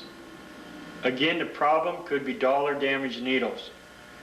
Never pause and allow the needle to keep penetrating when going from stop point to stop point. Most often this happens when one is tattooing a line and goes on to another line while pausing slightly before doing so.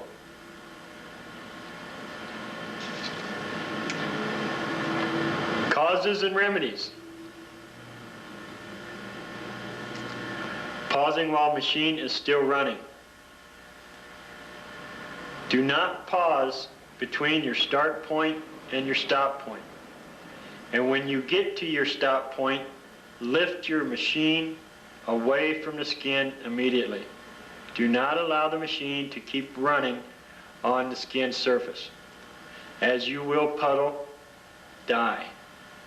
Again, smooth, steady movements. Damaged needles. A barb needle is notorious for this. They will snag and grab the skin or snag up and stop in the skin. Check your needles before and during the tattooing procedure. Stopping between start points and stop points. Finish out your lines. Try not to stop in between your points. Double lines. This is usually caused by damaged, bent, or barbed needles, or a separation of needles from the needle group. Or when you go back to darken in a line, he or she can misjudge the previous line. Also, a buildup of tissue between the needle points could cause double lines to occur. Causes and remedies. Of course, damaged needles. Check your needles before and during the tattooing procedure.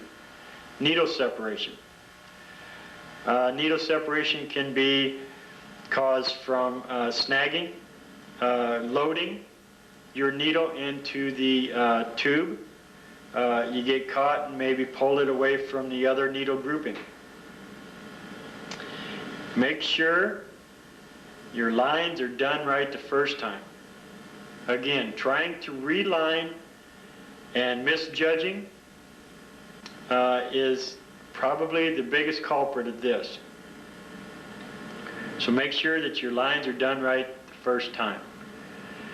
Buildup of tissue between the needle points can separate one needle or more than one needle from a grouping. Say you're using a 14 needle round and tissue paper from wiping over the tattoo builds up between the needle groups. This can cause double lining.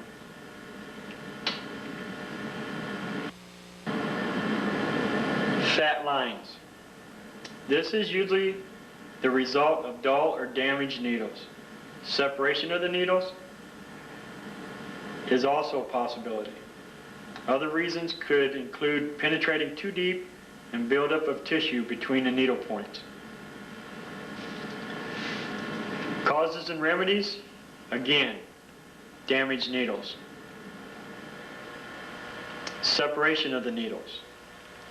But most likely, it's due to too deep a penetration. Check your needle depth. Buildup of tissue, trying to reline. Again, make sure you do the proper lining at the start. The angle of the machine. Your machine may be tilted left or right. And when I say this, imagine your 45-degree angle, or the angle that you hold your machine, and your tip is tilted to the right or to the left, and you're penetrating the skin at an angle. This can cause spreading and fat lines. Light lines.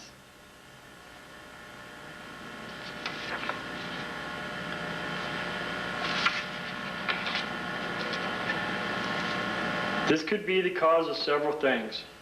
Of course, one being dull needles. The skin not being tight will result in light lines. The needle not penetrating properly, bouncing off the surface of the skin. Other possibilities could be not enough needle depth, the setting on the tattoo machine, or the setting of the tattoo power supply.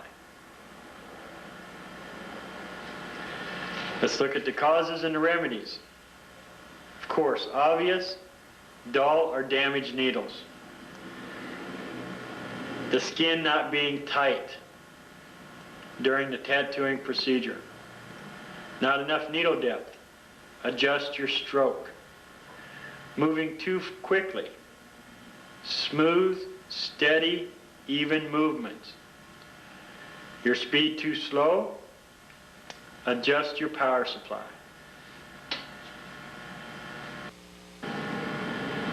Shaky lines.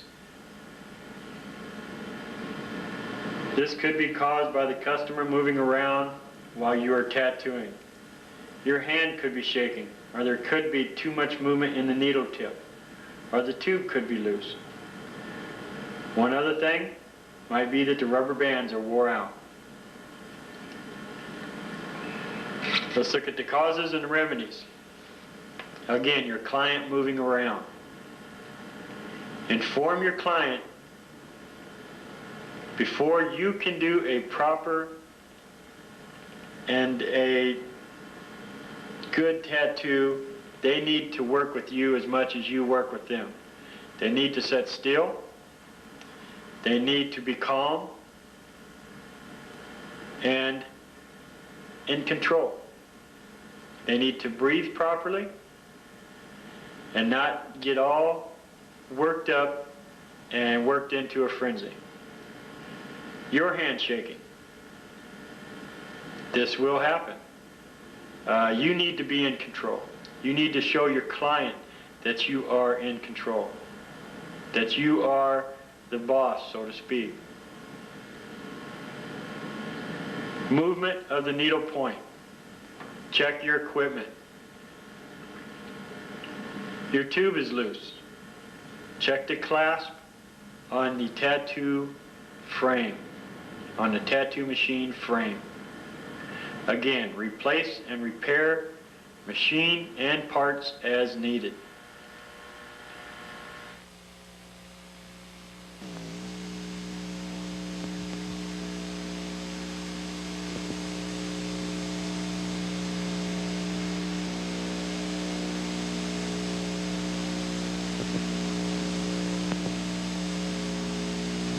Before starting the tattooing procedure, be sure to disinfect your work field, such as your chair, to prevent any cross-contamination from any previous work performed.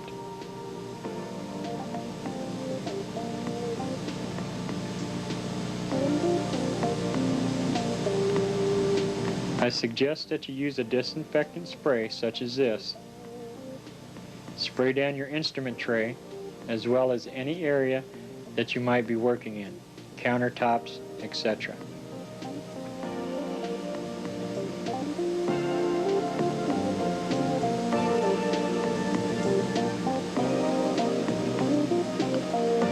It's suggested that you use bags to cover your cap holder, as well as your spray bottles, your alcohol, and your antibacterial soap mix. These covers are to help prevent any cross-contamination. Always wear surgical gloves for your protection as well as theirs.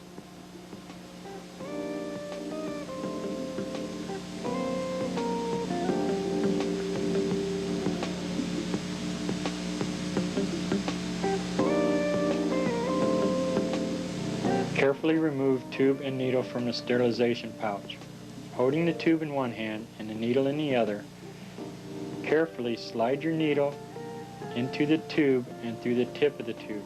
Do not bang or snag the needle. The needle points are very fine and can be damaged very easily.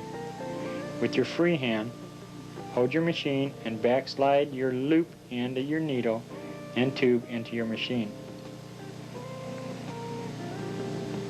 Tighten your machine clasp. Place your loop over the machine armature bar grommet. Replace rubber bands to the top of the needle bar to prevent vibration and to prevent the needle slipping off the armature bar. Adjust your needle depth by slowly moving your tube in or out. The needle point should be flush with the tube tip. If the needle sticks out further than the tube, then this increases the chance of your needle snagging on the skin when in motion. To check the needle depth, push on the spring to see actual depth. Make sure the needle and tube is straight and parallel with the machine, not bent to one side or the other. Always be very careful and move very slowly to prevent being stuck by the needle. Always allow your client to view you opening their sterilized tubes and new needles. You should also have printed the date that the instruments were sterilized. You should use a quality pouch that has the indicators that change colors when sufficiently sterilized. Repeat procedure for other machines if needed.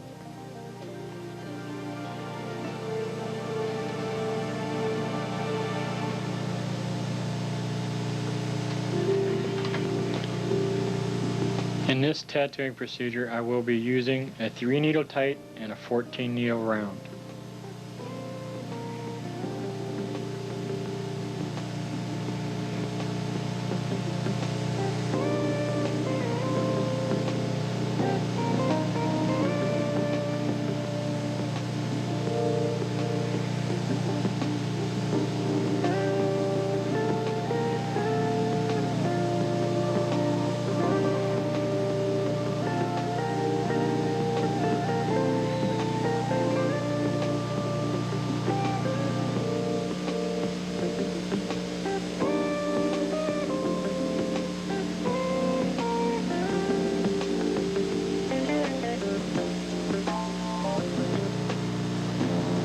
Before starting, you should cover your machines to prevent any cross-contamination.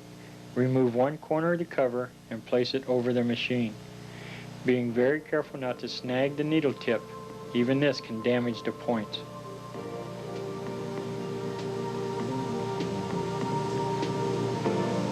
Attach the clip cord to the machine, then secure it with either tape or a bag tie.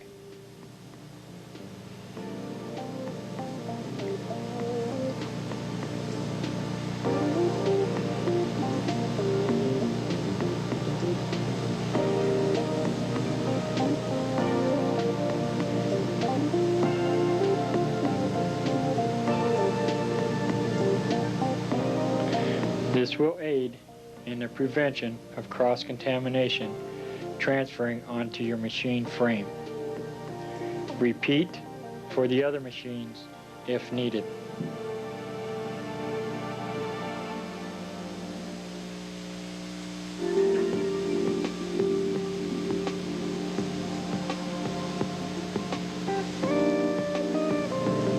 Before transferring the design or pattern, you will need to clean and disinfect the area that is to be tattooed. Spray the area with alcohol and use a single-use razor to remove any hair from the area.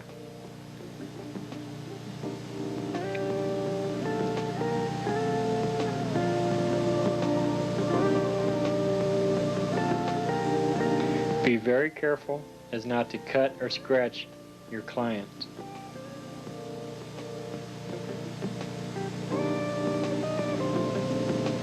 Removing the hair is mainly to reduce the chance of infection as well as to reduce or hamper your view of the design.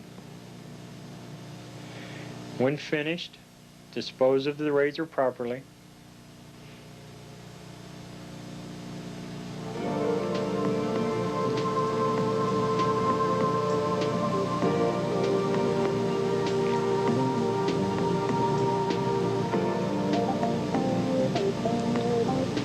Clean the area again using the antibacterial soap mix.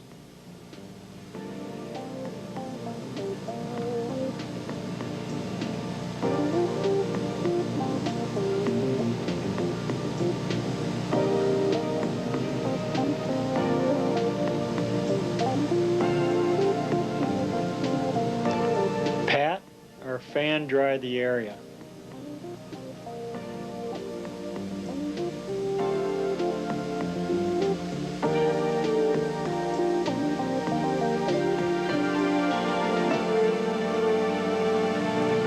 Most health departments would rather you use the HebaCleanse solutions than the antiperspirant sticks, so as not to spread any bacteria from person to person.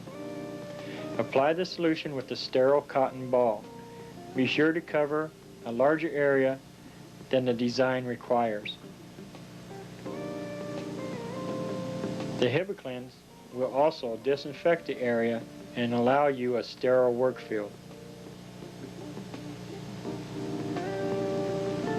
When applying the transfer or design, always make sure that you center the design in the area that the tattooing is to be performed. Lightly lay the pattern on the area.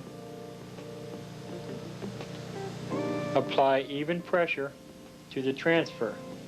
Be very careful not to move or slide the design around so as not to distort or smudge the transfer. Hold steady for several seconds to allow the entire design to be transferred. And with a slow peeling motion, remove the transfer.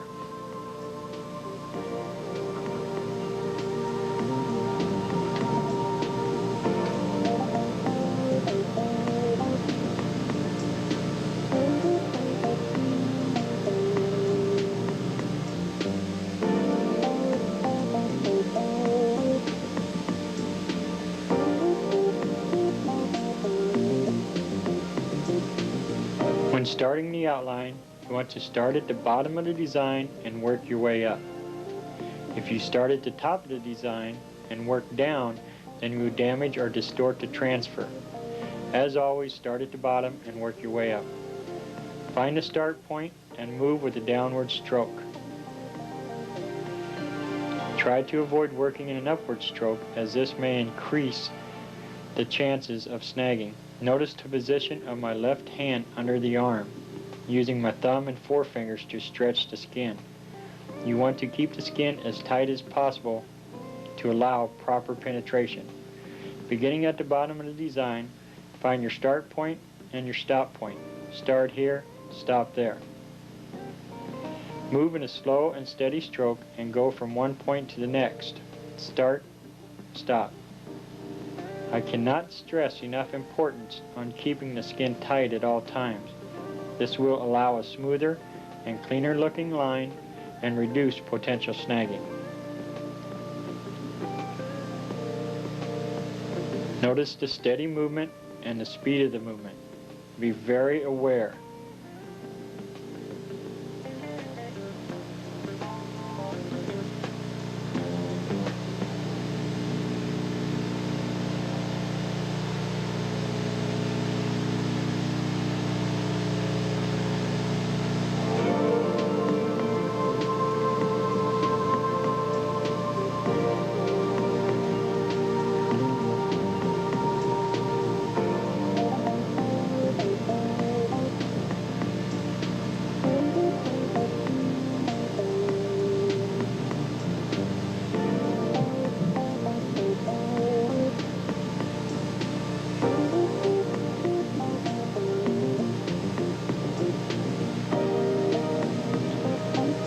Do not stop in between points, as this will allow the machine to puddle dye and result in a spot in the line.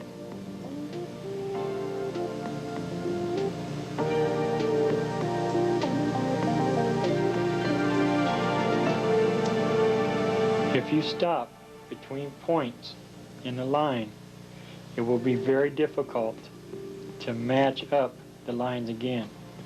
You want to start at your start point and stop at your stop point. Start,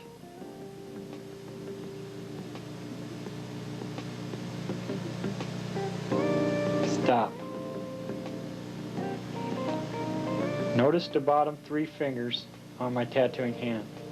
That's what I call my bridge. This allows me to support my hand and help steady the stroke. Notice the position of my left thumb below the design, pulling down to keep the skin tight.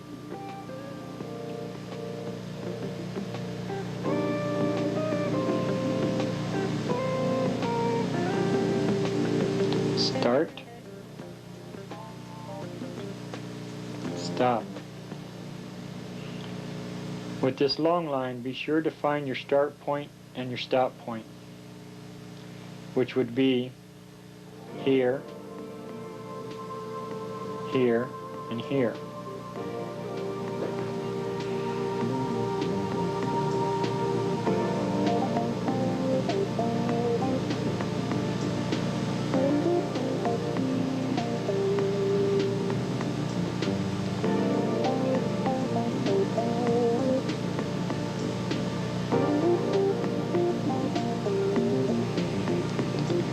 If at any time I am not speaking or explaining the techniques being used, please pay close attention to the movements of my hand and the strokes being used, as well as the stretching position of my left hand.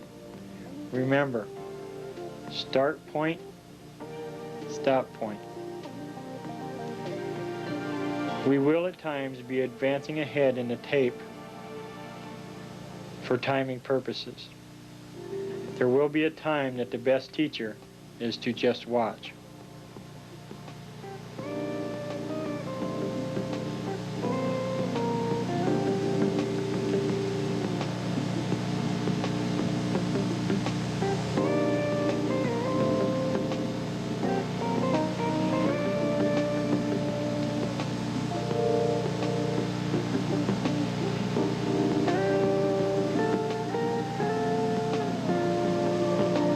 The smudge on the bottom of the design is out of your work area, so will not be a factor. If you would have started at the top of the design, this would have damaged the transfer and hindered your view of the lines. Here is a good time to mention the importance of keeping the skin tight. Hand under the area, thumb and forefingers pulling.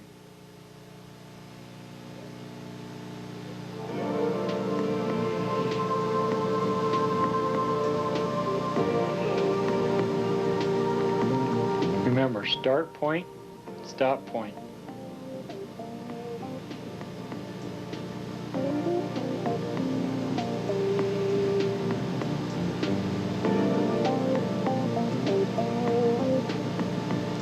There will be times that you will use your thumb to pull down on the skin.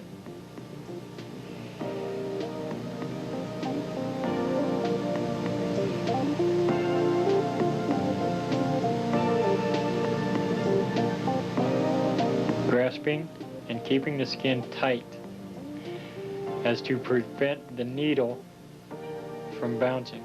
You will also be working between your thumb and forefinger, your thumb pulling down and your finger pushing up. If the skin is not tight, then the needle tends to bounce and results in poor penetration and leads to bad lining.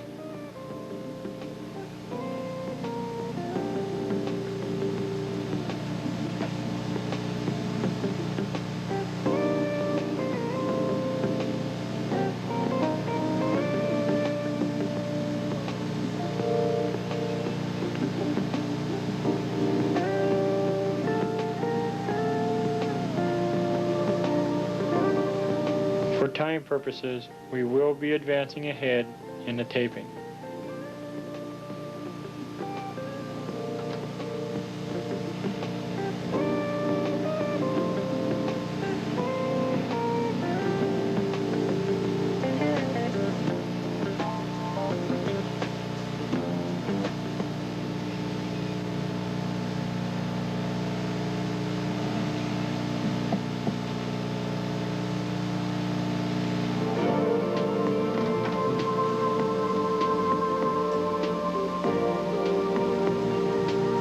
After completing the outline, clean the area of all ink and dyes.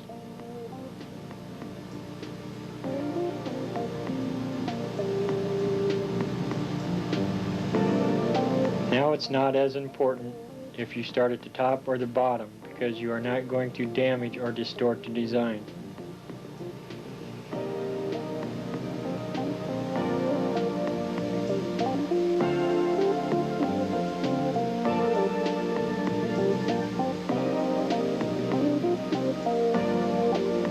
In this technique I will be using a 14 needle round. To achieve the wash effect, I used a soap mix bottle for dilution. Fill 3 to 4 caps with solution to wash out or dilute the black dye. Rinse, rinse, rinse, becomes lighter, lighter, lighter. Dip your machine into the black dye and very carefully run your machine in the solution. When starting your shading or your wash effect, it is important to remember that you can always go darker, but you can't go lighter.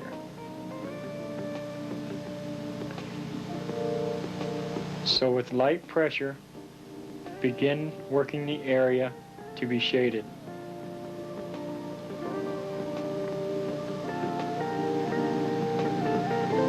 You will need to pay close attention to the strokes being used.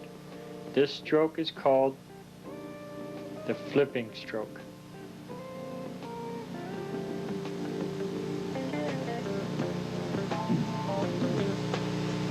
Note the flipping action.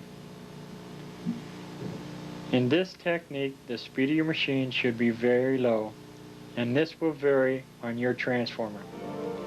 If you notice more lining than shading, then turn your transformer down. Adjust to suit.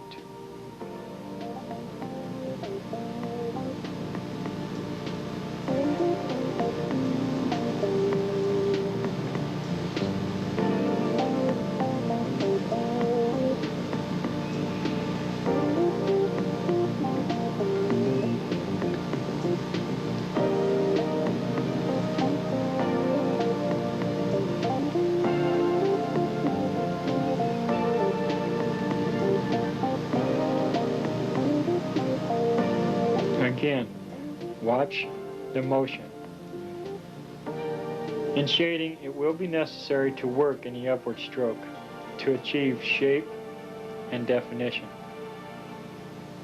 Very important to remember not to be too dark at once. Gradually work the shade needed.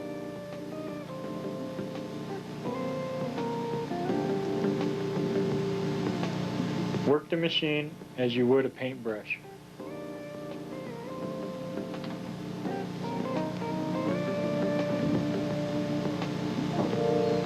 You will notice at this point that the dye looks transparent. That's fine. While working the wash effect, it may not look like it's transferring to the skin, but it is. Be very careful not to overwork the skin area being tattooed. Be sure to keep your area clean and your view open.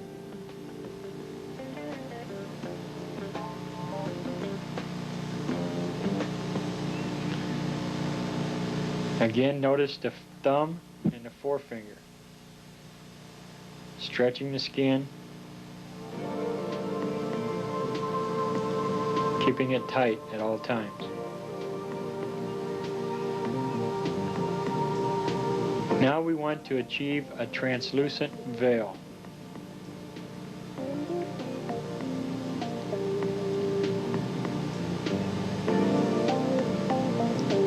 Your dye at this point must be almost clear. This would be an area that if you are too dark, then you would lose total effect, and you cannot fix that. So work with a very diluted dye and very light pressure.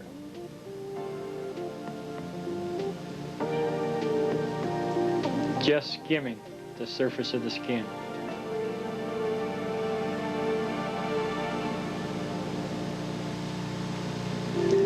Darkening areas if it's called for.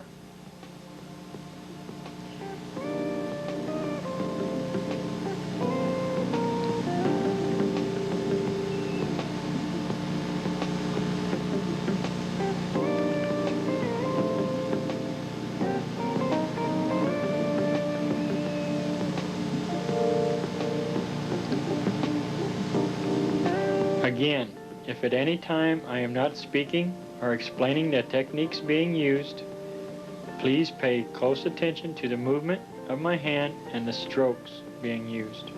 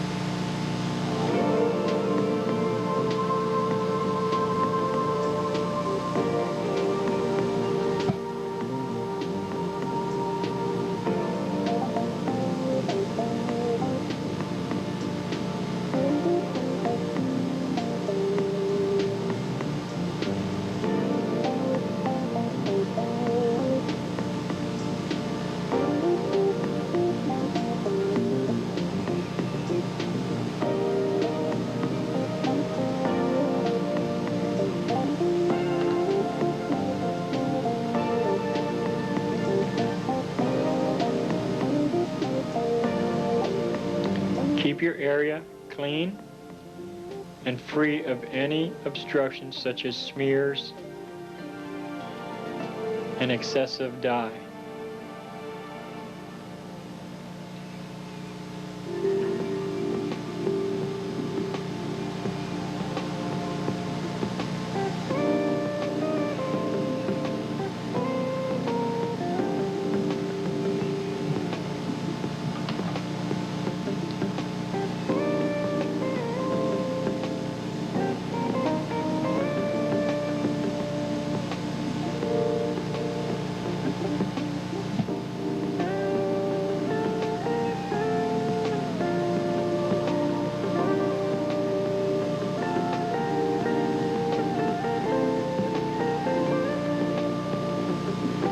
You will find that you will be doing a lot of work between your thumb and your forefinger, giving you that small area to concentrate on.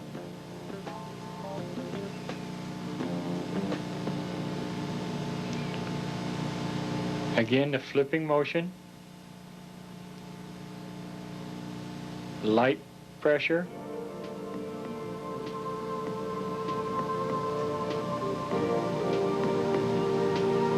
gradually darken as needed.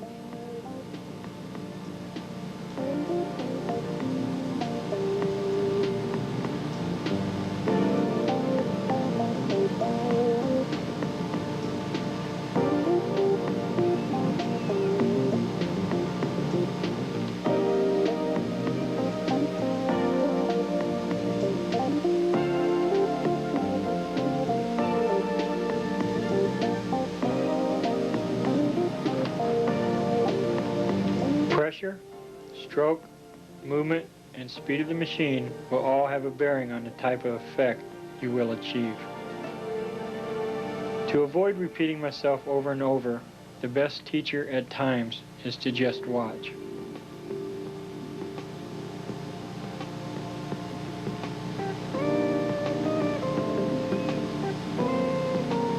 Working with a very light pressure and light dilution, begin to shade the body form. Work in the directional flow of the body. Think about where the shadows might appear. A point that I might mention is that you will be adjusting on your transformer for the speed of your machine. Again, keep your skin area clean and free of any obstruction that might hamper your view. To achieve a full body wash effect, you will use a larger stroke with even slower speed and a quicker flipping action, and almost a clear dye.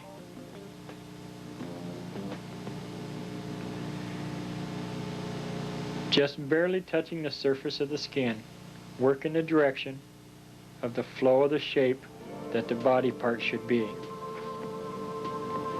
The part being the breast. The breast should be round, and at the bottom of the breast, work in an upward stroke with very light pressure. and continue until desired tone is accomplished.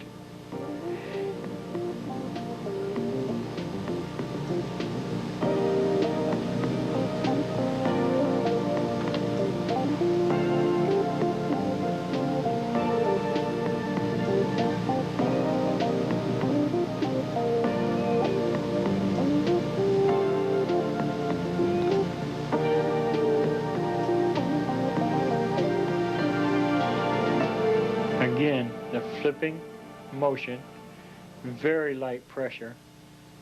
You can see the reddening more than the transfer of the dye. This is normal.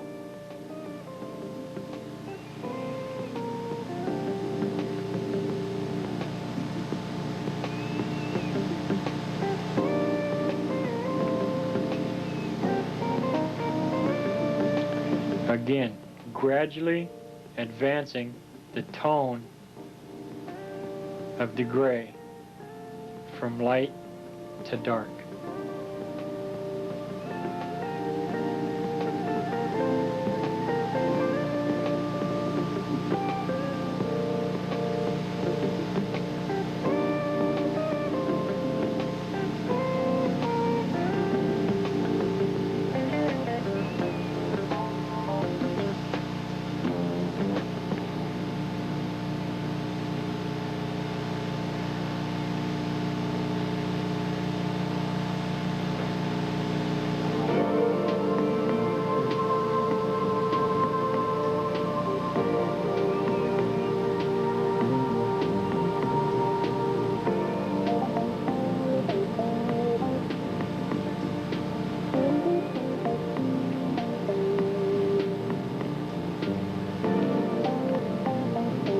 If you know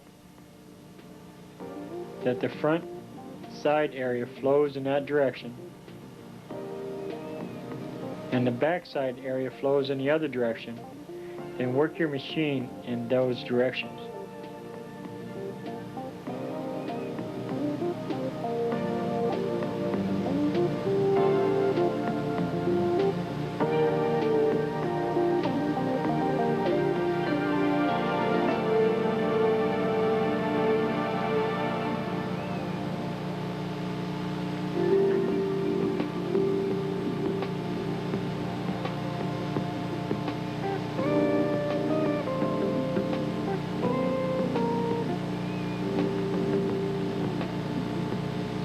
Again, with the shape and forming of the body part. Notice the large stroking movement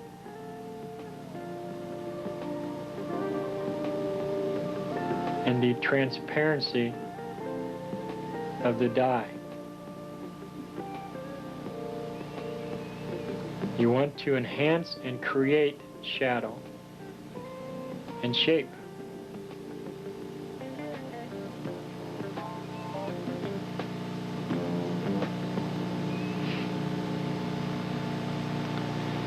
Again, if you know that the front side goes in this direction,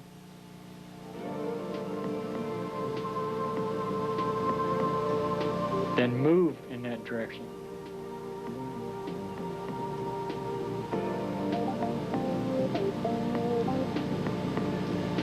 Flip in that direction.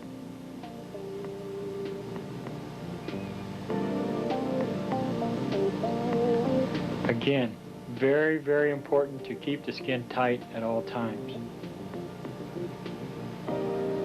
Just barely skimming the surface of the skin. Shape and tone. Move in that direction, the backside in this direction. Notice the translucency of the dye at this point. Work in what I call half-moon strokes. Watch the movement of my hand and fingers. The flipping motion to be explained as follows. Heavy pressure, flipping to light pressure. Be very careful not to overwork the areas.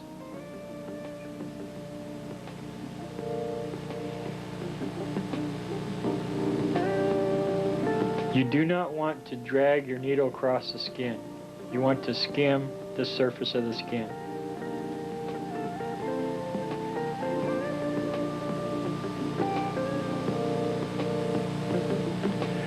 What you do not want to do is during the wash effect is to pack the color in. There are areas that will call for heavy packing.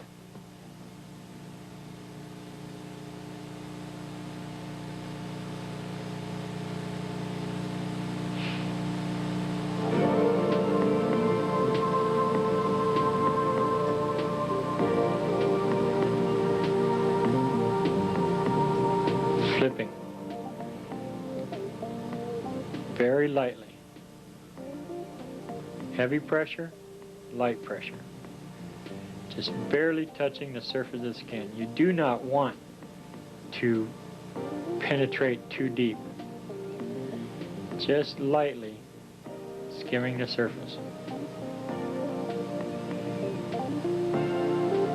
Now this is an area that would call for some heavy, solid packing.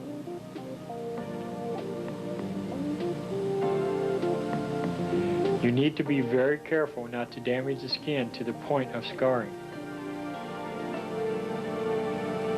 It's the skin that is tattooed, not the fat tissue or the muscle tissue. If the skin is damaged, then there is nothing to hold the dye in place with any definition.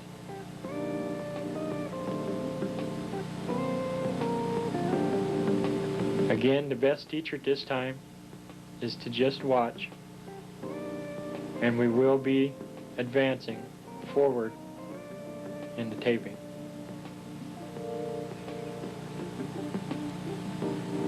With your art ability, knowing where muscle tone and shadowing and shaping might be placed is going to be half the battle.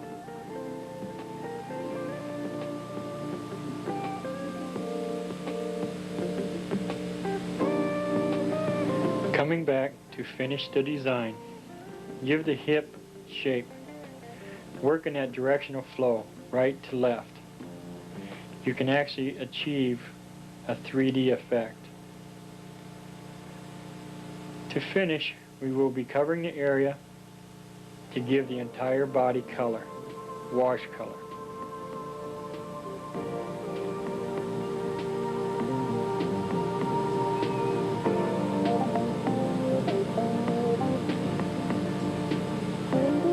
Working in a directional flow, again, shaping the shoulder with very light pressure and light dilution.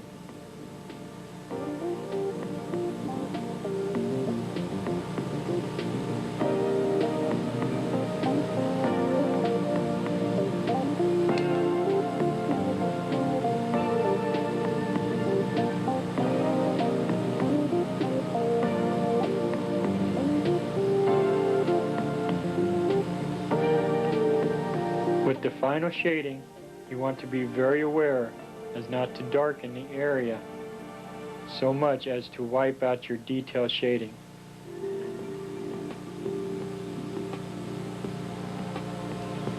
Again, with the large flipping strokes and very light dilution, shaping and shadowing the breast. This would be an area that could be easily overworked, so be very aware and cautious.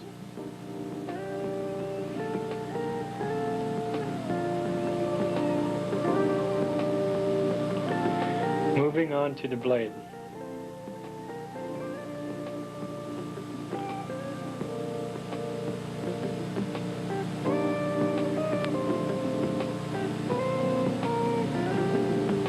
Notice the left hand pulling on the skin to keep it tight. I am still using the 14 needle round, but only the side of the needle is being used.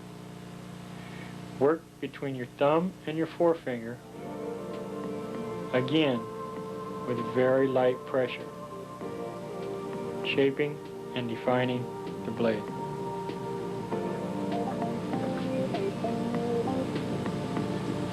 Notice the bridge of my tattooing hand. 3 fingers resting my machine and giving me control.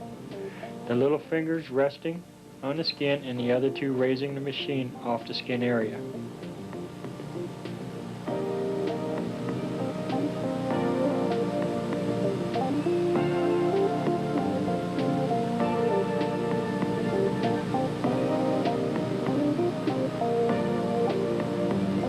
You notice the dilution is very, very light.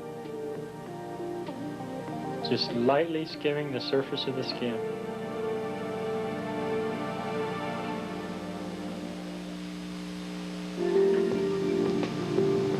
That just about completes the wash effect and shading. There will always be those last minute touch-ups.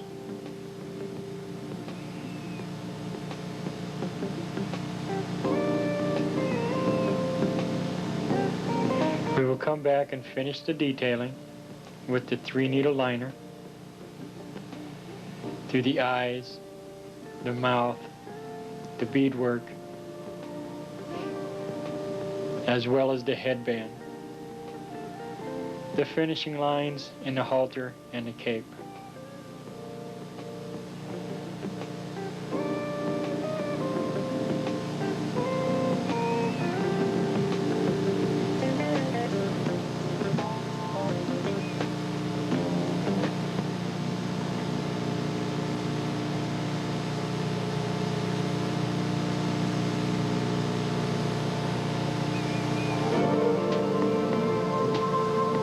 Again, at this time, the best teacher would be to just watch and notice the movements.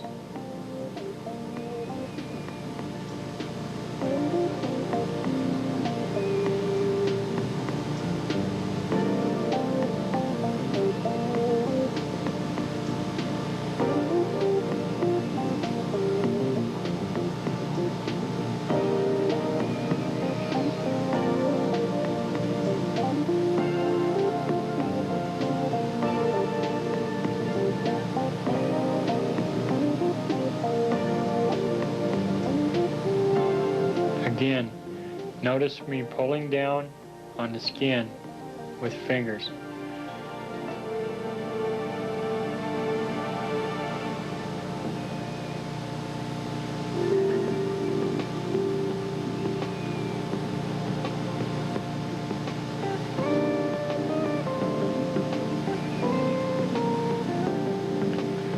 We will put the final touches on to the black and gray wash effect piece by connecting any lines and any last-minute details. Please watch to the finish of this design.